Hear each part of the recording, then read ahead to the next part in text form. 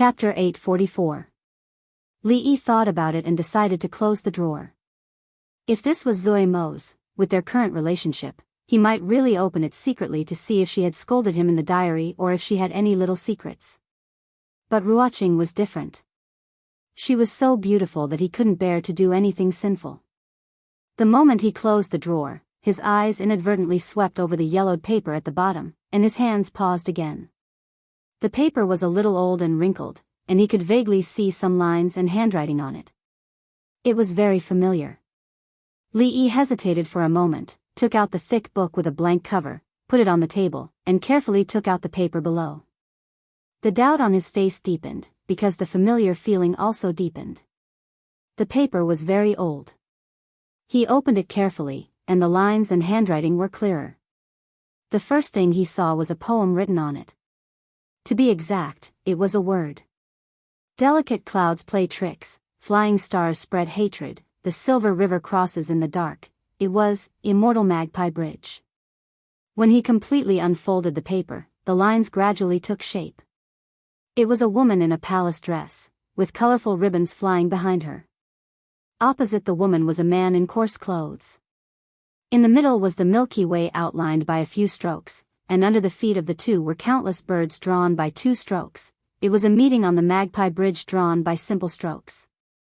The words were very ugly, and the simple strokes seemed extremely childish to him now, but the words were written by him, and the painting was also drawn by him. This was the sky lamp that he and his little maid had personally released on the double 7th day of the first year of Jinghe. Later, the sky lamp was picked up by Wan Ruoqing, and this, Immortal Magpie Bridge, also spread out. The interaction between him and Wan Ruoqing probably began from this sky lamp. It was just that he didn't expect that this thing, which Li Yi himself had long forgotten, would be brought to the capital city by her and kept until now. Li Yi stared at the lines on the paper in a daze for a long time before he folded it again and put it back in its original state. He picked up the book again. When he was about to put it back, he opened it and took a look. It was the first day of the 7th month in the first year of Jinghe. After flipping another page, it was already the 7th of July, and then the 13th of July. This was obviously a diary, and it was not the kind that was recorded every day. As for why it started in July, it might be because she had just finished her previous diary, or maybe she had just developed the habit of writing a diary at that time. This was not important. What was important was that this was her diary. Li Yi only glanced at it and didn't look at it again. He closed it and carefully put it back. If it was some other kind of book, it wouldn't be a big deal to look at it. However, it was somewhat immoral to read someone else's diary after knowing it was someone else's. The few articles that she had accidentally glanced through were nothing more than things that happened in the brothel, or a talented man or woman who had written a good poem at a poetry meet, and she copied it down. There was also a prayer lantern that fell from the sky at a certain poetry meet, and it happened to land at her feet with a good poem written on it, and something like that. The diary was a very private thing. If there was a woman's worries written in it, it would be inappropriate for him to peek at it again. However, what worries could Ruoqing have? Just thinking about it made his heart itch. Should I look at it again, just one look? His hand pressed on the diary, and his heart was hesitant. Just when Li Yi's mind was a little confused, there were footsteps coming from the door again. Wan Ruoqing gently pushed the door open, and there was a trace of panic on her pretty face. When she saw Li Yi sitting in front of the table and writing something, she finally felt relieved. Li Yi turned around and glanced at her. He pointed to a book on the table. The page that you just read, I helped you fold it. Next time, just find the page with the corner. Wan Ruoqing came over and nodded. It is a script written by someone. Old Sun thought it was good, so he brought it to me yesterday for me to review. Her eyes inadvertently glanced at the drawer next to the table, and then quickly moved away. Li Yi pretended not to notice her gaze. He pointed to the bedside and gestured for her to sit down. Then he said, "How many states are there now that we haven't explored?" "There are 5. Wan Ruoqing did not think too much and gave the answer. "These 5 states are all barren lands. We have sent people there before, but in the end, they did not succeed. It doesn't matter." "In that case, we can just abandon these 5 places. Li Yi shook his head and said, what do you think, if we go to the Qi kingdom? Wan Ruoqing said in surprise, you mean, bring our brothel to the Qi kingdom? Li Yi nodded. Wan Ruoqing frowned slightly. She thought for a moment and said, the Qi kingdom is different from the Jing kingdom. If our people go there, they will definitely encounter unimaginable obstacles. It's fine if it's just for show, but if it's for gathering information. When it came to the brothel, she became serious. She seriously analyzed the pros and cons of developing the brothel in the Qi kingdom, and how they should go about it if they really had the idea. Li Yi listened to her while thinking about other things. Since she entered the room, she had glanced at the table 3 times, intentionally or not. Each time, her eyes would sweep over the drawer, which meant that there was something important inside. It made her, who had always been steady, panic. Li Yi looked at the blank diary on the bookshelf in his mind. After a long time, he let out a long sigh of relief. At the same time, his mind moved. The book slowly turned to a page. 2 pages. Countless pages. The 7th day of the 7th month in the 1st year of Jinghe. Poems can fall from the sky. I wonder who Li, the one who wrote, if love lasts for a long time, how can we stay together day and night, is, the 15th day of the 8th month in the 1st year of Jinghe.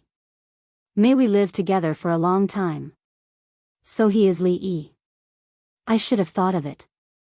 I should have thought of it, Jinghe, he's actually our neighbor. But he's so talented. Why does he act like a businessman? Oh no, he offended so many people tonight.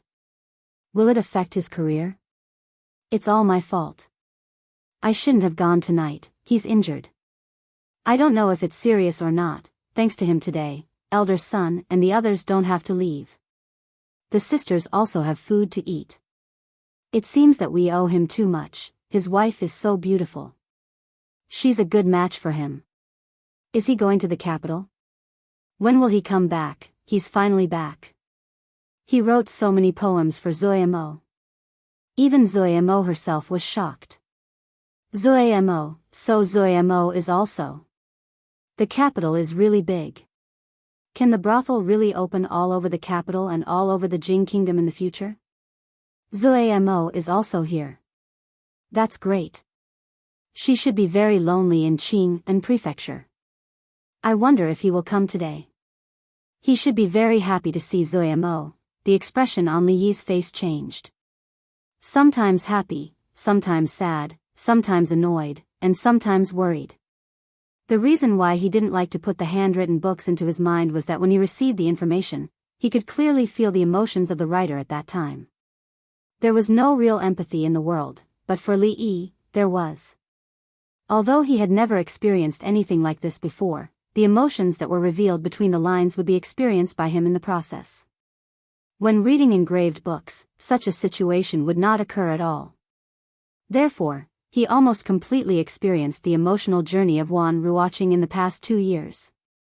Of course, he also experienced the emotions hidden between the lines. You. What's wrong with you? Wan Ruoqing looked at him in a daze. Seeing the change of expression on his face, she asked nervously, did I say something wrong? No, no.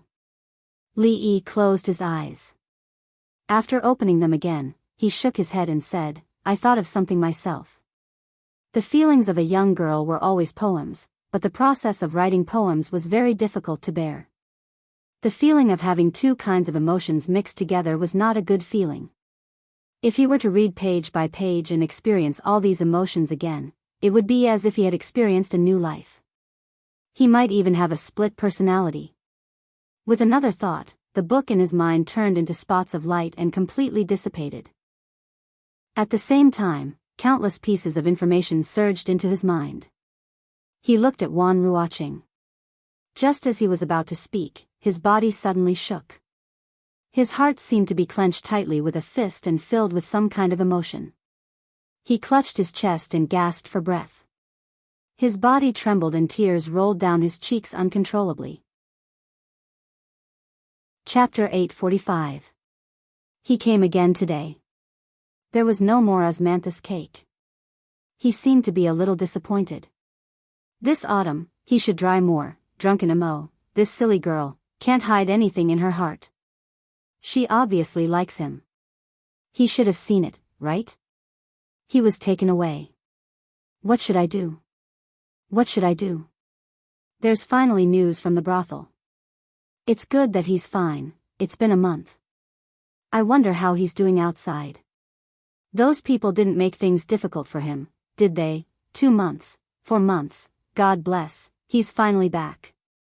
Drunken Emo is also very happy. Seeing her hiding in the room and crying, if it can continue like this, it's really good. This year's Osmanthus is very good. He will definitely like it, Drunken Emo, they. It's good that Drunken Emo can have a good home. Lee sat there in a daze. Images kept appearing in his mind, and his emotions were no longer under his control. These emotions were what Wan Ruoqing had once felt, and they were also what he was feeling at this moment. Although he had not experienced it personally, for some reason, these emotions and feelings were so real and clear, filling his heart. Joy, grievance, happiness, sadness. All kinds of things were intertwined. In the willow alley, the person standing behind the door and watching the 2 people in the courtyard talking and laughing was her. Outside the brothel, the figure standing at the entrance of the alley and looking into the distance was also her. In front of the window of the small building, watching a figure disappear, she sat there for a long time until night fell. It was still her. She still smiled at him and spoke softly, exactly the same as before. But no one knew the pain in her heart. Wan Ruoqing looked at him clutching his chest and crying uncontrollably. Her beautiful face had already turned pale. She said anxiously, "What's wrong with you? Is your chest uncomfortable? I'll call the doctor right away." The moment she turned around, Lee reached out to grab her wrist and said in a low voice, "I'm fine, don't worry." He had only personally experienced some of the things in her heart. She could even stand here and talk to him without the slightest bit of awkwardness. What could possibly happen to him? Wan Ruoqing's face was still pale. She looked at him and said worriedly, "Then you." "It's okay. My chest suddenly hurt a little, but it's much better now." Lee shook his head and said, "I'm a little thirsty, I'll go get some water." Wan Ruoqing hurriedly got up. There was a glass container and a cup in the corner of the room. Although it was what she usually used, she couldn't care so much at this moment. After pouring a cup of water for him, she quickly walked over. Lee picked up the glass of water and drained it in one gulp. Only then did he calm down a little. Wan Ruoqing was still worried. She looked at him and whispered, "Is there really nothing wrong?" Lee smiled and stood up. He patted his chest and said, "I'm really fine. Let's go out. They should be done soon." Wan Ruoqing shook her head and said, "You rest here for a while. I'll go find a doctor. I'm really fine." Lee shook his head and said, "When you enter the palace tomorrow, just find a doctor." Wan Ruoqing looked at him a few more times. Seeing that he was really fine, she nodded and said, "You must remember tomorrow, the play is almost over. Let's go." She turned around and prepared to open the door. "Ruoqing." A voice came from behind her. She turned her head and looked at him in confusion. He used to call her Miss Wan or Miss Ruoqing. After they got to know each other, he didn't call her that. In his memory, he had never formally called her that. Lee slowly walked over.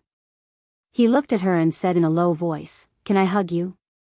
She was startled and didn't believe her ears. She raised her head to look at him. Lee opened his arms and took a deep breath. Just for a moment. She looked at the smile on his face and her heartbeat sped up. She clasped her hands together and didn't know what to do. After hesitating for a long time and seeing that he still didn't put his hands down, she slowly opened her arms. Lee embraced her and put his hands around her waist. He slowly closed his eyes. Wan Ruoqing opened her eyes. Her heart was beating very fast. She didn't know where to put her hands. After a long time, she finally dared to hold him gently. She carefully looked up and closed her eyes as well. No one knew how long it would be for a moment. It could be as short as the blink of an eye or as long as the world. Li didn't know either. They're coming. After a long time, Wan Ruoqing finally spoke softly. Li let go of his hands and said, "Let's go down as well." As for this hug, they tacitly didn't mention it. When he walked out of the building, Xing Zumo and Lin Wanru also walked over from the opposite side. Goddess Luo Shui glanced at him and asked in surprise, "What happened to your eyes?" Li rubbed his eyes and said, "Nothing. Sand accidentally got in my eyes." "Are you done now? Let me help you blow it." She walked over worriedly and stood in front of him. Just as she stood on her tiptoes, she seemed to have thought of something and hurriedly moved away with a red face. She whispered, "Is there anything else?" Lin Yong strode over and said, "Men and women shouldn't touch each other. It's not convenient for this lady." "Li brothers, do you want me to blow them for you?" "What are you blowing for?" Fong grabbed his arm and pulled him back. "There's sand in my eyes too. Help me blow them." Li looked at her and shook his head gently. "It's fine now." Zheng Zumo nodded and then turned to Lin Wanru. "The other places in the brothel are also quite interesting. Let me show you, okay?" "Thank you, Miss Zheng."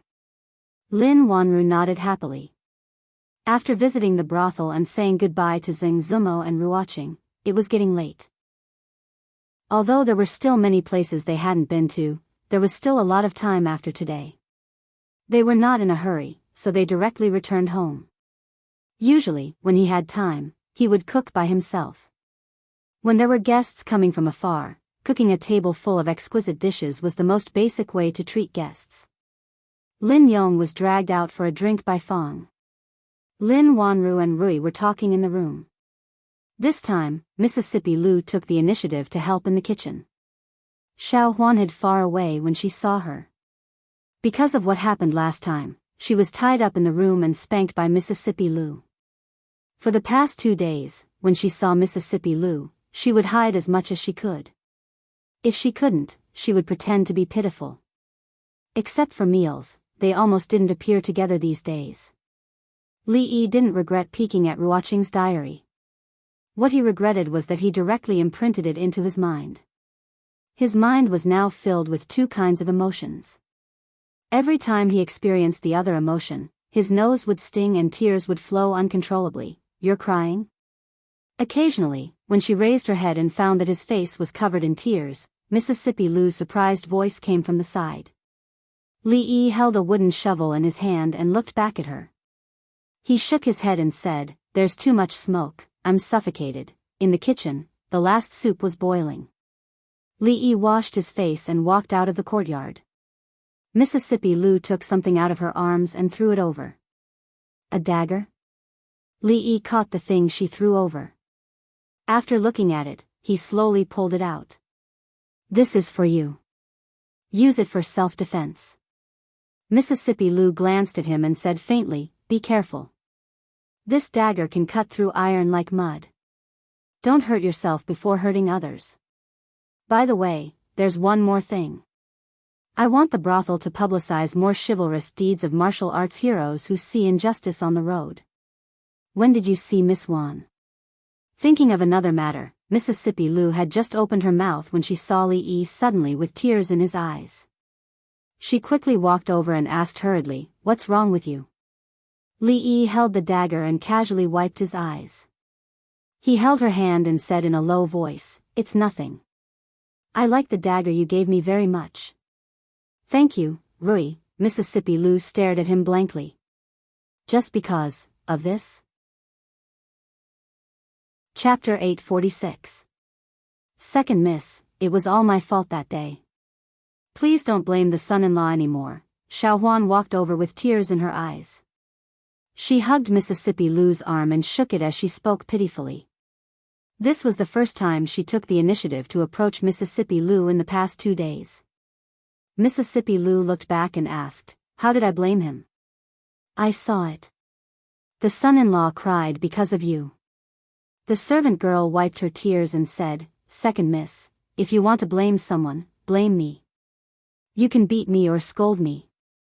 I've never seen the son-in-law cry before. Mississippi Lou looked back again. There was some hesitation on her pretty face. It was just a small gift. Did he have to be moved to tears? As she thought of this, she suddenly realized that she had never given him anything decent. It seemed like she hadn't even given him anything that was not decent. She looked at Xiao Huan and suddenly asked, "Do I treat him badly?" The servant girl nodded. Mississippi Lou frowned slightly. She quickly shook her head.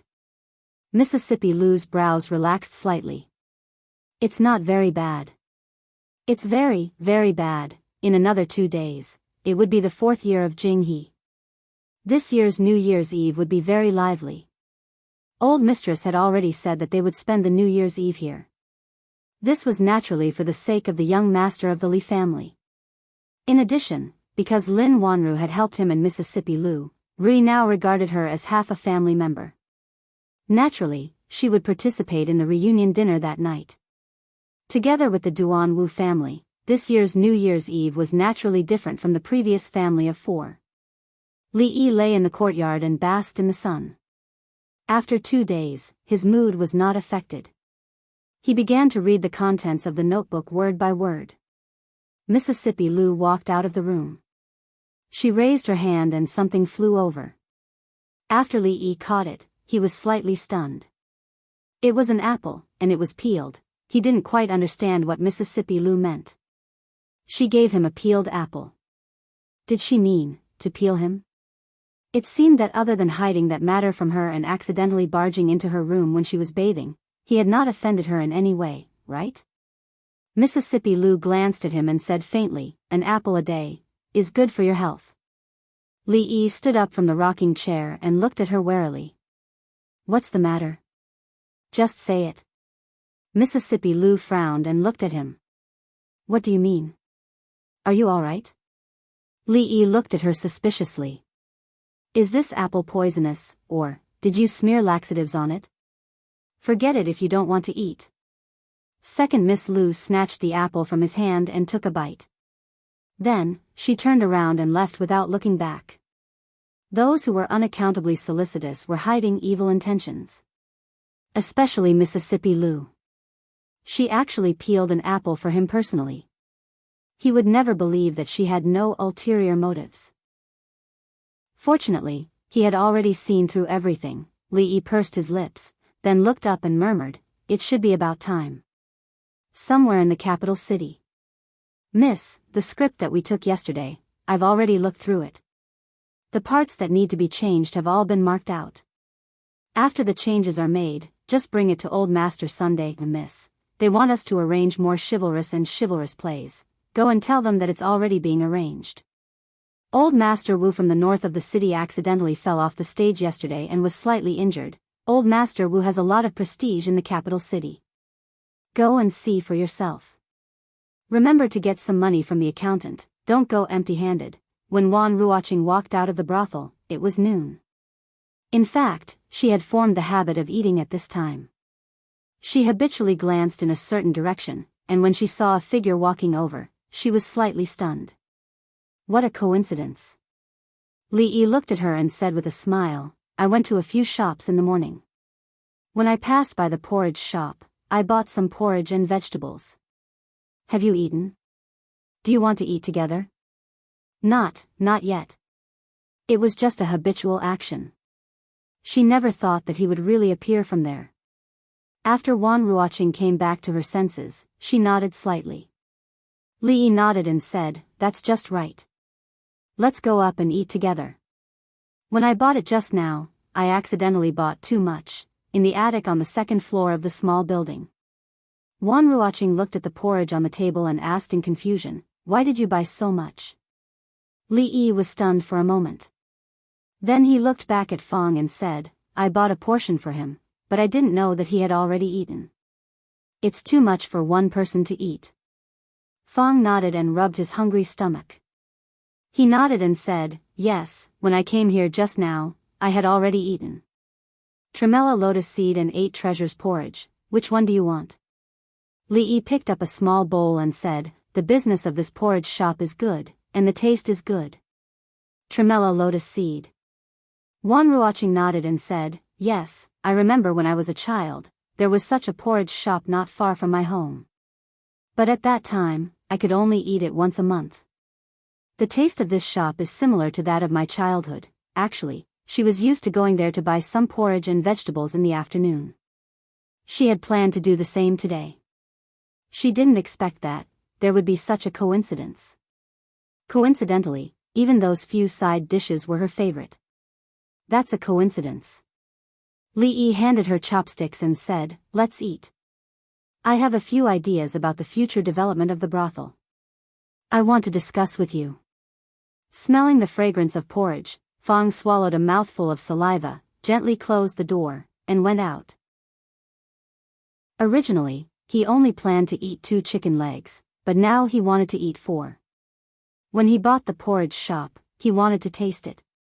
Was the tremella lotus seed porridge really so delicious? I really didn't expect that Lord Seng is already the governor of the capital, but his life is still so frugal.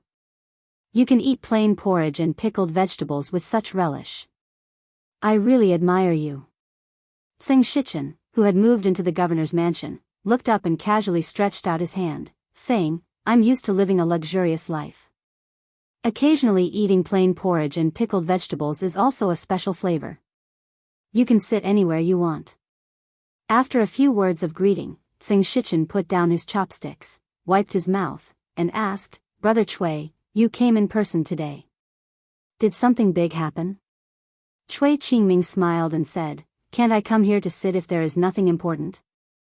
Seng Shichen only smiled and didn't reply, because he knew that this second in command of the Chui family wouldn't come here so easily if there was nothing important.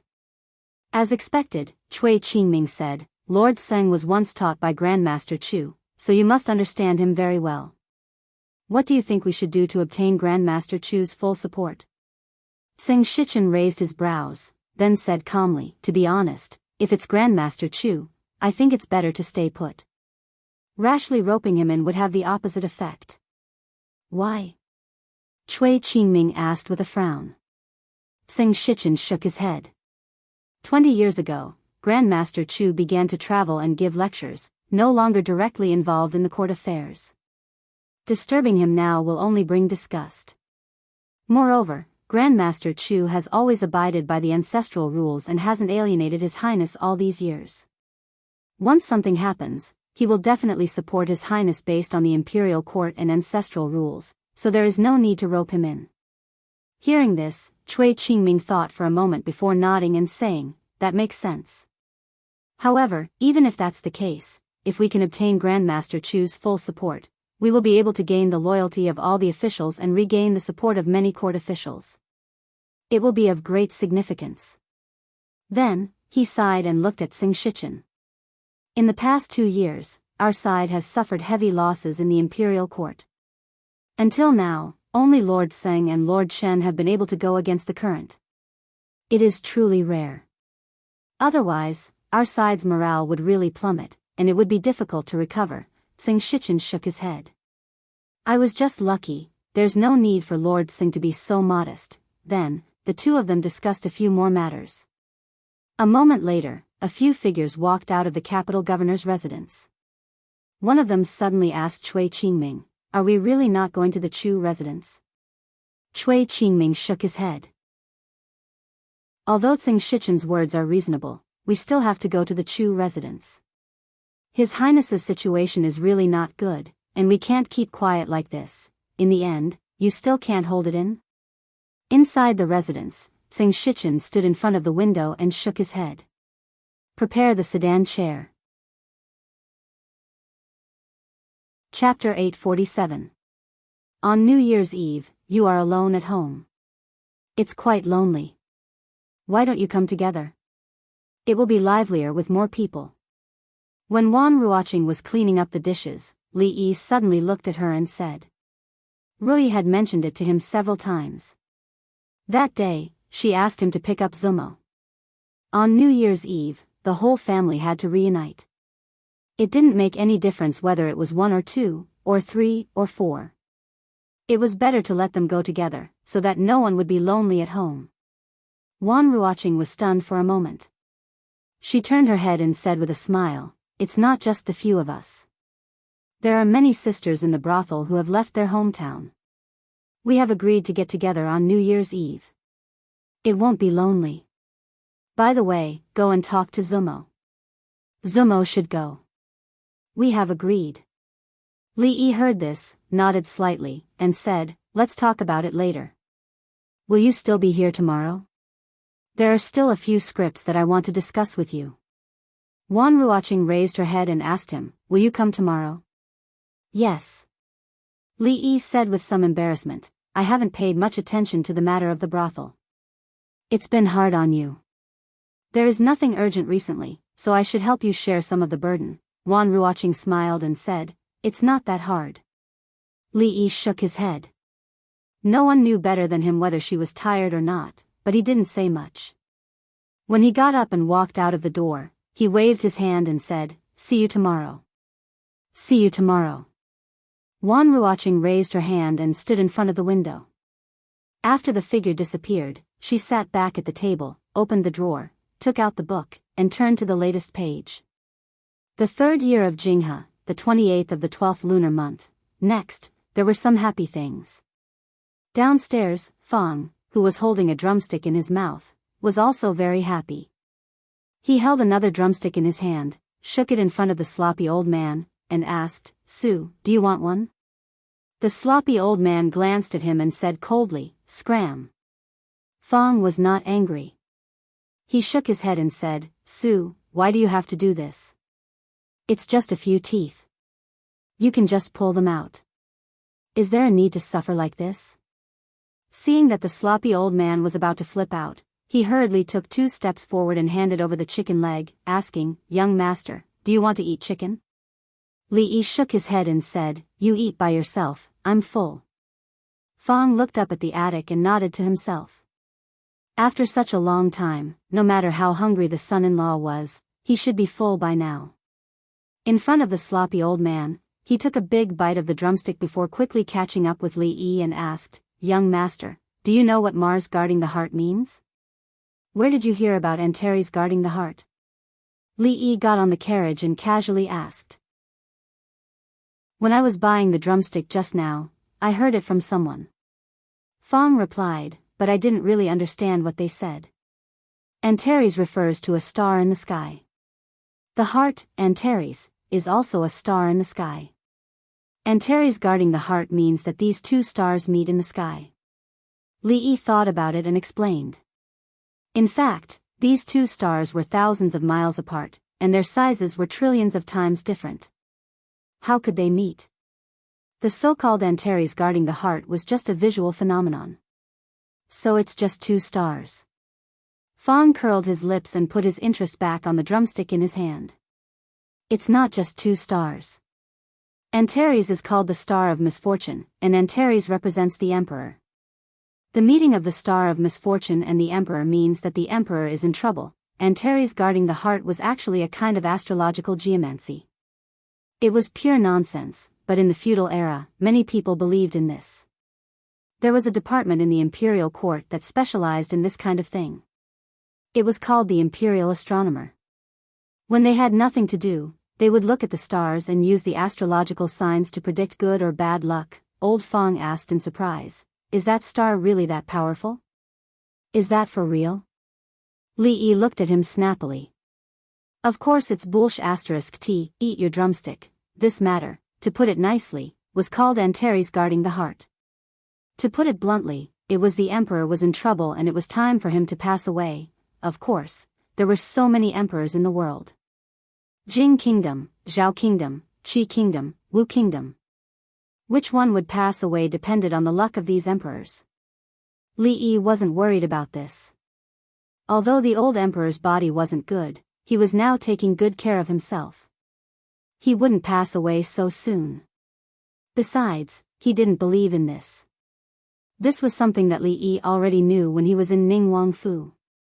Not thinking about this matter, he waved his hand and said, "Let's go home." Fang nodded, wiped the grease off his mouth, and asked, "Which home?" In the small courtyard of Willow Lane, Zingzumo shook her head and said, "I'm not going. I want to stay here with Sister Ruoqing." Li Yi said, "You can go together." She still shook her head. Li Yi looked at her and said, "But you can't live here for the rest of your life." "Why not?" She glanced up at him and said, "I'll stay here. Anyway, with Sister Ruoqing accompanying me, I have things to do every day. No one will bully me." "Who will bully you?" Li Yi looked at her and said after some thought, "Besides, Ruoqing will marry someone one day." "What will you do then?" Zingzumo was startled. She really hadn't thought about this. Li Yi looked at her and said, "At that time, will you still live here with Xiao Chui?" For some reason, thinking of Sister Ruoqing getting married, she felt particularly uncomfortable. A thoughtful expression appeared on her face, and she suddenly looked up at Li Yi and said, "How about you marry Sister Ruoqing as well? The two of us can take care of each other. It's the same no matter where we are." This time, it was Li Yi's turn to be startled. Happiness had come so suddenly. So Zingzumo was also so reasonable. He thought about it and said, "What you said is not unreasonable. Hiss, is it reasonable?" She looked at him with wide eyes. Although she seemed to be smiling, the curve of her mouth was full of danger. "What you said doesn't make sense at all." Li Yi covered the soft flesh on his waist and said, "Have you asked for Ruoqing's opinion?" "Have you asked for my opinion?" She looked at Li Yi and suddenly let go of her hand.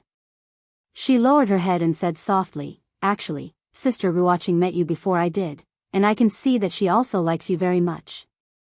She just always hides those words in her heart. The two of us have always been together. Seeing her marry someone else, I will also feel uncomfortable. How about, you consider what I just said?" Li Yi shook his head and said seriously, "Don't talk nonsense. It's not good for Ruoqing to hear this. Jumping into a pit once was enough. How stupid was he to fall in the same place twice?" She looked at Li Yi, blinked, and then laughed. Okay, I was just joking. I won't let Sister Ruoqing know. You can't make this kind of joke so casually." Li Yi glared at her and gave her a serious ideological education before leaving in satisfaction. Outside Willow Lane, when he got into the carriage, Fong lifted the curtain and asked, "Young master, which home are we going to this time?" "To the palace?" Li Yi waved his hand. "No, I'm really going home this time. There were 2 days until the court conference. Her Highness must be very busy." There was nothing urgent, so it was better to go home and celebrate the new year in peace. In the small courtyard, Xiao Chui poked her head out of the room for the first time. Finally, she couldn't help but walk out and say, "Miss, what are you thinking about? It's cold outside. Come inside and think about it." After a few calls, Zingzumo finally realized and nodded. "Yes, go in." She stood up, but her body suddenly fell to the side. Xiao Chui hurried to support her and said with concern, "Miss, what's wrong? Don't move, don't move." Her voice was a bit panicked. "Stand there and don't move, my feet are numb." Chapter 848. "Brother Chui, Brother Chen, what brings you here today?" A middle-aged man came out to welcome them. He immediately cupped his hands and said, "It's cold outside. Come in. It's been a long time since Grandpa Chu left the capital." Cui Qingze walked forward and asked with a smile, "Is Grandpa Chu well?" The middle-aged man nodded. "The old man has always been healthy." Cui Qingze smiled. "Grandpa Chu is 70 years old, but he's still so healthy. He's truly a national treasure. You two young fellows, it's not even the new year yet. Why are you here so early?" The two had just stepped into the room when an elderly voice came from ahead. An old man with a head full of white hair and a face like a withered pine tree looked up at the two of them and asked, "Is Chen Yin well?" "Greetings, Grandpa Chu." Chen Chong stepped forward and bowed before saying, "My father's health is fine, but he tends to forget things. He's been recuperating at home for the past 2 years." The old man shook his head and said, he was already weak when he was young, unlike Qin Wen and Shen Ku. Sigh, let's not talk about it. Tomorrow is the first day of the Lunar New Year. Why are you here today? After Cui Qingze bowed, he smiled and said, we're worried that too many people will come to the Chu Manor after the first day and we won't be able to see Grandpa Chu. As such, we came early to pay our respects. You're quite eloquent. The old man glanced at him and said, have a seat. After the two of them sat down, the old man put down his scroll and asked, I heard that the imperial court is planning to build academies in the various provinces to allow poor students to study for free? Cui Qingze was taken aback and nodded. That's true. When the previous emperor was still alive, I mentioned this many times, but it was delayed with the excuse that the treasury was tight. When has the treasury not been tight? The old man glanced at the two of them and said, who came up with this idea to get these people to raise money? It's simply brilliant. Cui Qingze's expression was awkward. He didn't feel good listening to this.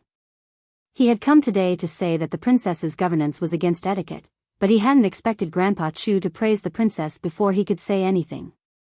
He could only nod and say, it was Her Highness who came up with this idea. It's that little girl. The old man nodded and said, I've heard about what she's done in the past 2 years. She's not bad, but it's a pity that she's a woman. Cui Qingze's eyes lit up and he immediately said, yes, although Her Highness has both ability and integrity, she is still a woman. In the future, this great undertaking will still fall on the shoulders of some prince. The old man shook his head and repeated, what a pity, what a pity. Cui Qingze suppressed the joy in his heart and said, presently, the emperor is unwell and the princess has the ability to manage on his behalf. This is, of course, a good thing. However, Jingdo still needs a suitable prince just in case. What do you think, Master Chu? The old man glanced at him and said, you mean the king of Shu? Don't think that I don't know what he's done just because I'm traveling outside. The virtuous king, forcing me to abdicate? Turning into a dragon in the face of a storm? If I was in Jingdo at the time, I would use this walking stick to crack his head open and ask him who taught him all this nonsense. The old man picked up the walking stick beside him and knocked it against the ground. The emperor is already exceptionally merciful by not chopping off his head. Cui Qingze was momentarily at a loss for words. After a long time, he said, Master Chu, you don't know, but His Highness was framed by someone. He would certainly not do such a thing. Fine, fine. The old man waved his hand and said, no matter what, he is the emperor's eldest son and has the right of the ancestral system. I only hope that in Shuzhou, he can properly reflect on himself and not make mistakes. If he can turn over a new leaf and has virtuous officials at his side to assist him, it's not impossible for him to become a wise ruler. This was a very clear stance. Cui Qingze knew that although Master Chu was angry at His Highness's foolish actions, his stance had not changed. He hurriedly said, His Highness has been diligently studying every day in Shuzhou, quietly reflecting on his mistakes. It has already been a year, and he is no longer the same as before. He will definitely not disappoint Master Chu's expectations. His tone changed as he said, however, His Majesty's body is seriously ill, the court is in chaos, and there are treacherous officials causing chaos. His Majesty has also delayed summoning His Highness back to the capital. The old man did not wait for him to finish. With a wave of his hand, he interrupted him. The court is in chaos? Why do I feel that the court is in a rare moment of clarity in the past few decades? As for treacherous officials, His Majesty's numerous actions this year have already gotten rid of many of the treacherous officials in the court. How can there be treacherous officials causing chaos? Cui Qingze opened his mouth, but he suddenly did not know what to say. Chen Chong took a sip of tea and quietly savored the Chu estate's fragrant tea. Does Master Chu know that several days ago, there was a warning of the Antares guarding the heart phenomenon? The Antares guarding the heart is greatly detrimental to the emperor and is a sign of treacherous officials causing chaos in the government. That Marquis of Chang'an, Li Yi, is the only one who is favored by His Majesty, the Antares guarding the heart. His Majesty does indeed live up to these words. The old man nodded, then shook his head. But the Antares guarding the heart is only detrimental to the emperor. There is no intention of treacherous officials causing chaos in the government, right? But, could it be that the Directorate of Astrology has come up with a new theory of astrology? Cui Qingze, Master Chu, this junior will take his leave. A moment later, Cui Qingze and Chen Chong stood up, bowed to the old man surnamed Chu, and turned to leave. After watching the two leave, the middle-aged man turned to look at the old man and asked, "Father, why did you?" The old man looked at him and said, "What you hear may be false, but what you see is true. The Chu family has 100 years of good reputation. It is extremely difficult to build a tree, but it is extremely easy to destroy it. Remember this." The middle-aged man bowed respectfully. This child has learned his lesson. Li Yi. The old man murmured, then yawned. I'm tired. If there's anything, let's talk when I wake up." In front of the Chu residence, Cui Qingze took a deep breath and calmed his emotions with great difficulty. Chen Chong shook his head and said, "The outcome is already very good." At least Master Chu was willing to say those words. At the critical moment, he will definitely speak up for His Highness. Still not enough. Cui Qingze let out a long sigh and murmured. What he wanted was not what Grand Tutor Chu said, but what he did. If this scholar of the Jing Kingdom was willing to take a clear-cut stand on their side, it was equivalent to them obtaining the support of all the scholars in the world at the same time. How could the effect be compared to a mere sentence? As if thinking of something, Cui Qingze asked again, "Is Antares guarding the heart really not a treacherous official who wants to disrupt the government?" Chen Chong thought for a moment, then said, "Brother Cui, when you go back, you might as well read more books." "Uncle Cui, Uncle Chen." A voice came from ahead. Cui Qingze turned his head and saw the newcomers. He smiled and said, "Oh, it's Chu Ping. Why didn't you visit the estate this time?" Chu Ping said somewhat embarrassedly, "I plan to visit in a few days." After greeting the two, Chu Ping entered the estate while Chen Chong and Cui Qingze got on the carriage. Cui Qingze glanced at the Chu estate and said, "I heard that Chu Ping has been spending a lot of time with that child from the Wei family recently." Chen Chong looked at him, and his eyes flickered. Then, he nodded slowly. "They have been getting closer recently." Cui Qingze patted his robes and smiled. Getting closer is good, getting closer is good. Chapter 849. I'm here. Brother Cui, farewell. Farewell. After bidding farewell to Cui Qingze, Chen Chong returned to the estate and went straight to his study. He picked up a brush, thought for a moment, and then switched the brush to his other hand. He wrote a few lines, put it into an envelope, and sealed it with clay. He raised his head and asked, "What is third young lady doing?" The servant girl at the door immediately replied, "Young lady is bathing and will be going out in a moment." These past years, if he had not taken the initiative to accompany her out to relax, Miao Yu would not have so easily left the estate. But these days, she was going out almost every 2 days. Chen Chong naturally knew where she was going. He put the envelope in his sleeve and lightly said, "When Miao Yu comes out, let me know." "Yes." The servant girl lightly replied. Chen Chong returned to his desk and casually took out a book. After flipping through it, he murmured, "Antares guarding the heart," in a street in the capital. A woman carrying bags of various sizes turned her head and smiled. "Young lady, you treat these children so well. No wonder they often talk about you." Wan Ruoqing also carried some things. She smiled. "They have no parents and usually come to the brothel to help out. Tonight is New Year's Eve, so it's only right to send some things over. This year, everyone is celebrating at the brothel. Why don't we also call them over? The more people there, the livelier it will be." The place where the two of them were at was not in the downtown area, but in the poor residences of the capital. A dozen or so steps behind them, there were several figures following from a distance. The woman nodded. "If these children are here tonight, it will definitely be more interesting." The two of them came to the front of a small courtyard and knocked on the door. Soon, the sound of cheerful footsteps could be heard from within. When the door opened, a little girl with 2 pigtails appeared. Seeing them, she said in pleasant surprise, "Elder sister Ruoqing, you've come." The woman beside her pretended to frown and said with dissatisfaction, "You only see elder sister Ruoqing?" The little girl immediately put on a look of pleasant surprise and widened her eyes. "Elder sister Xiao Lu, you've come too." Wan Ruoqing stooped down, touched her little head, and said, "Xiao Bei, you're wearing very beautiful clothes today, and your hair is also very beautiful. Did sister Shuangshuang comb it for you?" Hearing elder sister Ruoqing praise her clothes and braid, the little girl was even happier.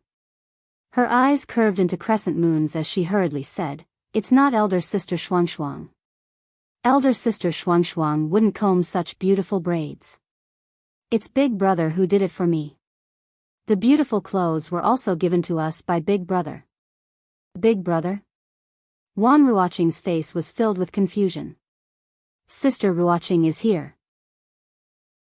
A burst of cheerful voices came from the room, and a few figures immediately ran out. They were all children. The oldest was 12 or 13 years old, and the youngest was only 6 or 7 years old. When they saw Wan Ruoqing, their faces were full of surprise and excitement. Of course, there were also older ones. Li Yi walked out of the room with a little girl holding his hand. When he saw Wan Ruoqing, he was surprised for a moment before he smiled and said, "What a coincidence, elder sister Ruoqing, the candied plums that Big Brother gave us are so delicious. Try one." The girl named Xiao Bei ran out of the room and put a candied plum in Wan Ruoqing's hand. After thinking about it, she ran in and took another for Li Yi before running away again. Li Yi threw the candied plum into his mouth and said, "Yesterday, I heard from elder's son that these children are lonely and helpless. It's not easy for them to support themselves in the brothel. It's almost the new year, so I came to see them. They're all poor children." Wan Ruoqing looked at the figures running around in the yard with a smile on her face and said, "When they grow up, I can teach them some things. In the future, they won't have to worry about living in the brothel." Li Yi knew that she had lived a hard life since she was a child. After experiencing those hardships, she would be full of pity for people who had the same experience or worse situation. Of course, it was not pure pity. Even the porridge at the door of the brothel would be earned by the beggars through their own labor. Now, the beggars in the capital no longer had to worry about not having enough to eat. For those who were willing to work hard, they even had extra money, not to mention that there were no beggars in the capital, but the life of the beggars in the capital was undoubtedly much better than that of the beggars in other places. Tonight was New Year's Eve, and both of them had many things to do. After seeing the children, they walked back together. "I've been thinking about it for the past few days. If we want to extend our brothel to the Qi Kingdom, it's not impossible. However, we first need to nurture some trustworthy people there." On the way, Wan Ruoqing mentioned the matter that he had mentioned a few days ago. He shook his head and said, "If it's only one prefecture, it'll be easier. However, if it's the entire Qi Kingdom, it'll be a huge obstacle. This matter is not so urgent." Li Yi shook his head and said, "In fact, the Jing Kingdom is already big enough. If we expand further, it may be out of control. For the time being, let's take it one step at a time." The two of them talked for a while, and they could already see the brothel in front. "Get out of here. You've dirted my clothes. Can you afford to pay for it?" A harsh voice suddenly sounded in front of them. Li Yi turned his head and saw a luxuriously dressed young man holding the hem of his clothes. He looked at the beggar who had fallen on the ground with a look of disgust and was about to leave. Please save my child. She's very sick. Please, I beg you." A woman in ragged clothes knelt on the ground. She was holding a little girl of 4 or 5 years old tightly in her arms. The little girl's eyes were closed, and her face was dirty. One could still see that she was pale. Get out of here, get out of here. I'm not a doctor. How can I save her?" The young man looked at her with disgust again. He suddenly tore off his clothes and walked away quickly. The woman was dragged to the ground, but she still held the little girl tightly. Her eyes were lifeless, and she kept murmuring, "Save her, save her. She's only 5 years old." She's only 5 years old. Seeing a white figure walk in front of him and walk away quickly, Li Yi smiled and slowly followed. Wan Ruoqing walked over and bent down to look at the woman. She asked with concern, "Aunt, what happened?" The woman looked up at her. Just as she was about to open her mouth, her eyes suddenly widened. Her body trembled and she couldn't speak. Wan Ruoqing looked surprised. "Auntie, auntie," Li Yi squatted down beside her and reached out to touch the little girl's forehead. He turned back and said to Fong, "The little girl has a fever. Time is urgent. Take her to see a doctor first." Fong strode over and wanted to take the child from the woman's arms. However, he found that the child was held tightly by the woman. He said helplessly, "Sister-in-law, the child is important." The woman finally came back to her senses. She hurriedly let go of the child, but she immediately knelt on the ground and kowtowed repeatedly, "Thank you, madam. Thank you, madam. Let's go." Fong picked up the child, looked at her, and strode out of the crowd. The woman stood up, looked deeply at Wan Ruoqing, and quickly disappeared into the crowd. After the crowd dispersed, Li Yi shook his head and said indignantly, "I was the one who helped her. Why did she only thank you?" Wan Ruoqing smiled and said, "Maybe that aunt was too anxious just now." Recalling the scene just now, Li Yi said in surprise, "Why did she call you madam?" Wan Ruoqing shook her head and murmured, "She must have mistaken me for someone else." Li Yi thought for a moment and said, "It's also possible that she mistook you for Goddess Guanyin." Wan Ruoqing was stunned, and then a trace of panic appeared on her pretty face. She shook her head repeatedly and said, "How can I compare to Goddess Guanyin? You can't say such things carelessly." Li Yi looked at her and said, "Goddess Guanyin saves people from suffering and delivers all living beings from suffering. Our Miss Ruoqing is also kind-hearted and saves people from danger. How can we not compare?" Hearing him say, "Our Miss Ruoqing," Wan Ruoqing blushed. She lowered her head and hurriedly said, I'll go in first." Li Yi looked at her back as she left in a panic. He smiled and slowly followed her. On the street, the old man supported by the middle-aged man knocked the ground with his crutch and asked, "Is that the sycophant?" The middle-aged man nodded and said, "Yes, he is Li Yi." The old man turned his head and looked in the direction where the young man had left and asked, "That bastard just now, whose family is he from?" The middle-aged man had a complicated expression and said in a low voice, it seems, he is from a branch of the Chui family." Chapter 850. Let's close the brothel early today. There shouldn't be many customers on New Year's Eve. After a few more days of rest, it'll be time to get busy again. When she walked out of the brothel again, Li Yi was carrying a pile of things in her arms. Most of them were scripts that she wanted to take to Willow Alley to read. Wan Ruoqing shook her head and said, "Tomorrow is the first day of the Chinese New Year. We can rest for another day. After the second day, there will be more customers. We can't be idle until the Lantern Festival."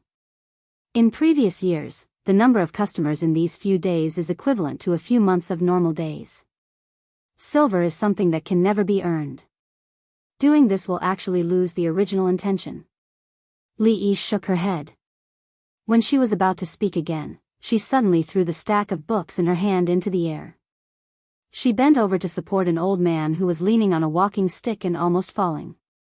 Then, she reached out with her other hand and let the stack of books land firmly in her hand. "Old man, are you all right?" Seeing that the old man had steadied himself, he let go of his hand and asked. The old man waved his hand and looked him up and down. "Young man, you're quite skilled." Li Yi looked at him. The horizontal wrinkles on his face were like tree bark. From his appearance, he looked even older than second great uncle. Li Yi asked in surprise, "Old man, may I know your age?" A smile appeared on the old man's withered face. He stroked his beard and said, "I'm 73 years old this year." Hearing the old man's words, even Ruoqing, who was standing at the side, was surprised. Normally, people who could live to 50 years old were considered to have lived a long life. 60 years old was even rarer. Those who could live to 70 years old were already considered to be ancestors. An ancestor like this old man who was still running around alone at such an old age was even rarer. Li Yi also knew the meaning of 73 years old in this world. He asked in confusion, "Old man, why are you out alone? Where's your family?" The old man still had a smile on his face. He said, I'm just bored at home and came out for a walk." As he spoke, his eyes were fixed on the young man in front of him. He looked at the youngest marquis in the Jing kingdom, the minister of Jin Ziguang, the first scholar in the Jing kingdom, unparalleled in poetry and literature, and well-versed in classics, Li Yi, the sycophant that Cui Qingze had mentioned. From what had happened just now, he had a preliminary understanding of him. But it was still too early to make a final conclusion. That was why he had the scene just now and was about to test him. He looked at Li Yi and smiled. "You, then continue to stroll. We'll be leaving first. There are many people on the street, so remember to be careful when you walk. Don't fall again." The old man stood on the street with his walking stick and looked ahead. Until the young man and the young man, he saw the young man walk. He closed his mouth slowly after the young man and the woman disappeared. Li Yi also smiled and looked in a certain direction. He turned to look at Wan Ruoqing and said, "Let's go." The old man stood on the street with his walking stick and looked ahead. He didn't close his mouth until the young man and the woman disappeared. A pondering look appeared on the old man's face. A moment later, he asked, "Was it a little fake when I fell just now?" Was it?"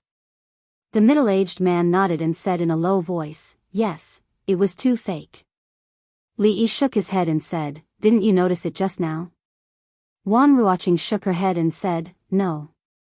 When I noticed it, you had already helped the old man up." Li Yi shook his head and said, "Although that old man is not young, his body is very strong. He could have thrown away that walking stick. He actually fell down on purpose just now. Moreover, there was another person watching us in the dark. It's very likely that he's his accomplice. Although the old man was very old, he might not even be as good as an actor in terms of acting skills. If it was in the future, he would definitely be beaten to death." A puzzled expression appeared on Wan Ruoqing's face as she said, But why did he? You're just too kind, too pure." Li Yi looked at her and said solemnly, "Nowadays, public morals are getting worse day by day, and people's hearts are no longer what they used to be. Those bad people have many tricks up their sleeves. For example, that old man just now. If he said that he was knocked down by us and that he suffered a serious internal injury, then he stopped us on the street and asked us to pay him a large sum of money, what should we do? Besides, he has an accomplice in the dark. If he helps him to make false testimony, how can we reason with him?" A look of disbelief appeared on Wan Ruoqing's face. She really hadn't thought about it carefully. However, such an old man, even if he went to the government office, he had to sit in front of the court. Even the county magistrate had to bow to him and serve him carefully. If he really insisted that they were the culprit, then, recalling the kind-looking old man just now, she looked at Li Yi and asked uncertainly, "But, the old man just now didn't look like that kind of person? Then do you believe him or me?" "I believe you." "That's right. I won't lie to you." Li Yi nodded with satisfaction and warned, "It's a good thing that you are kind, but you have to be more careful.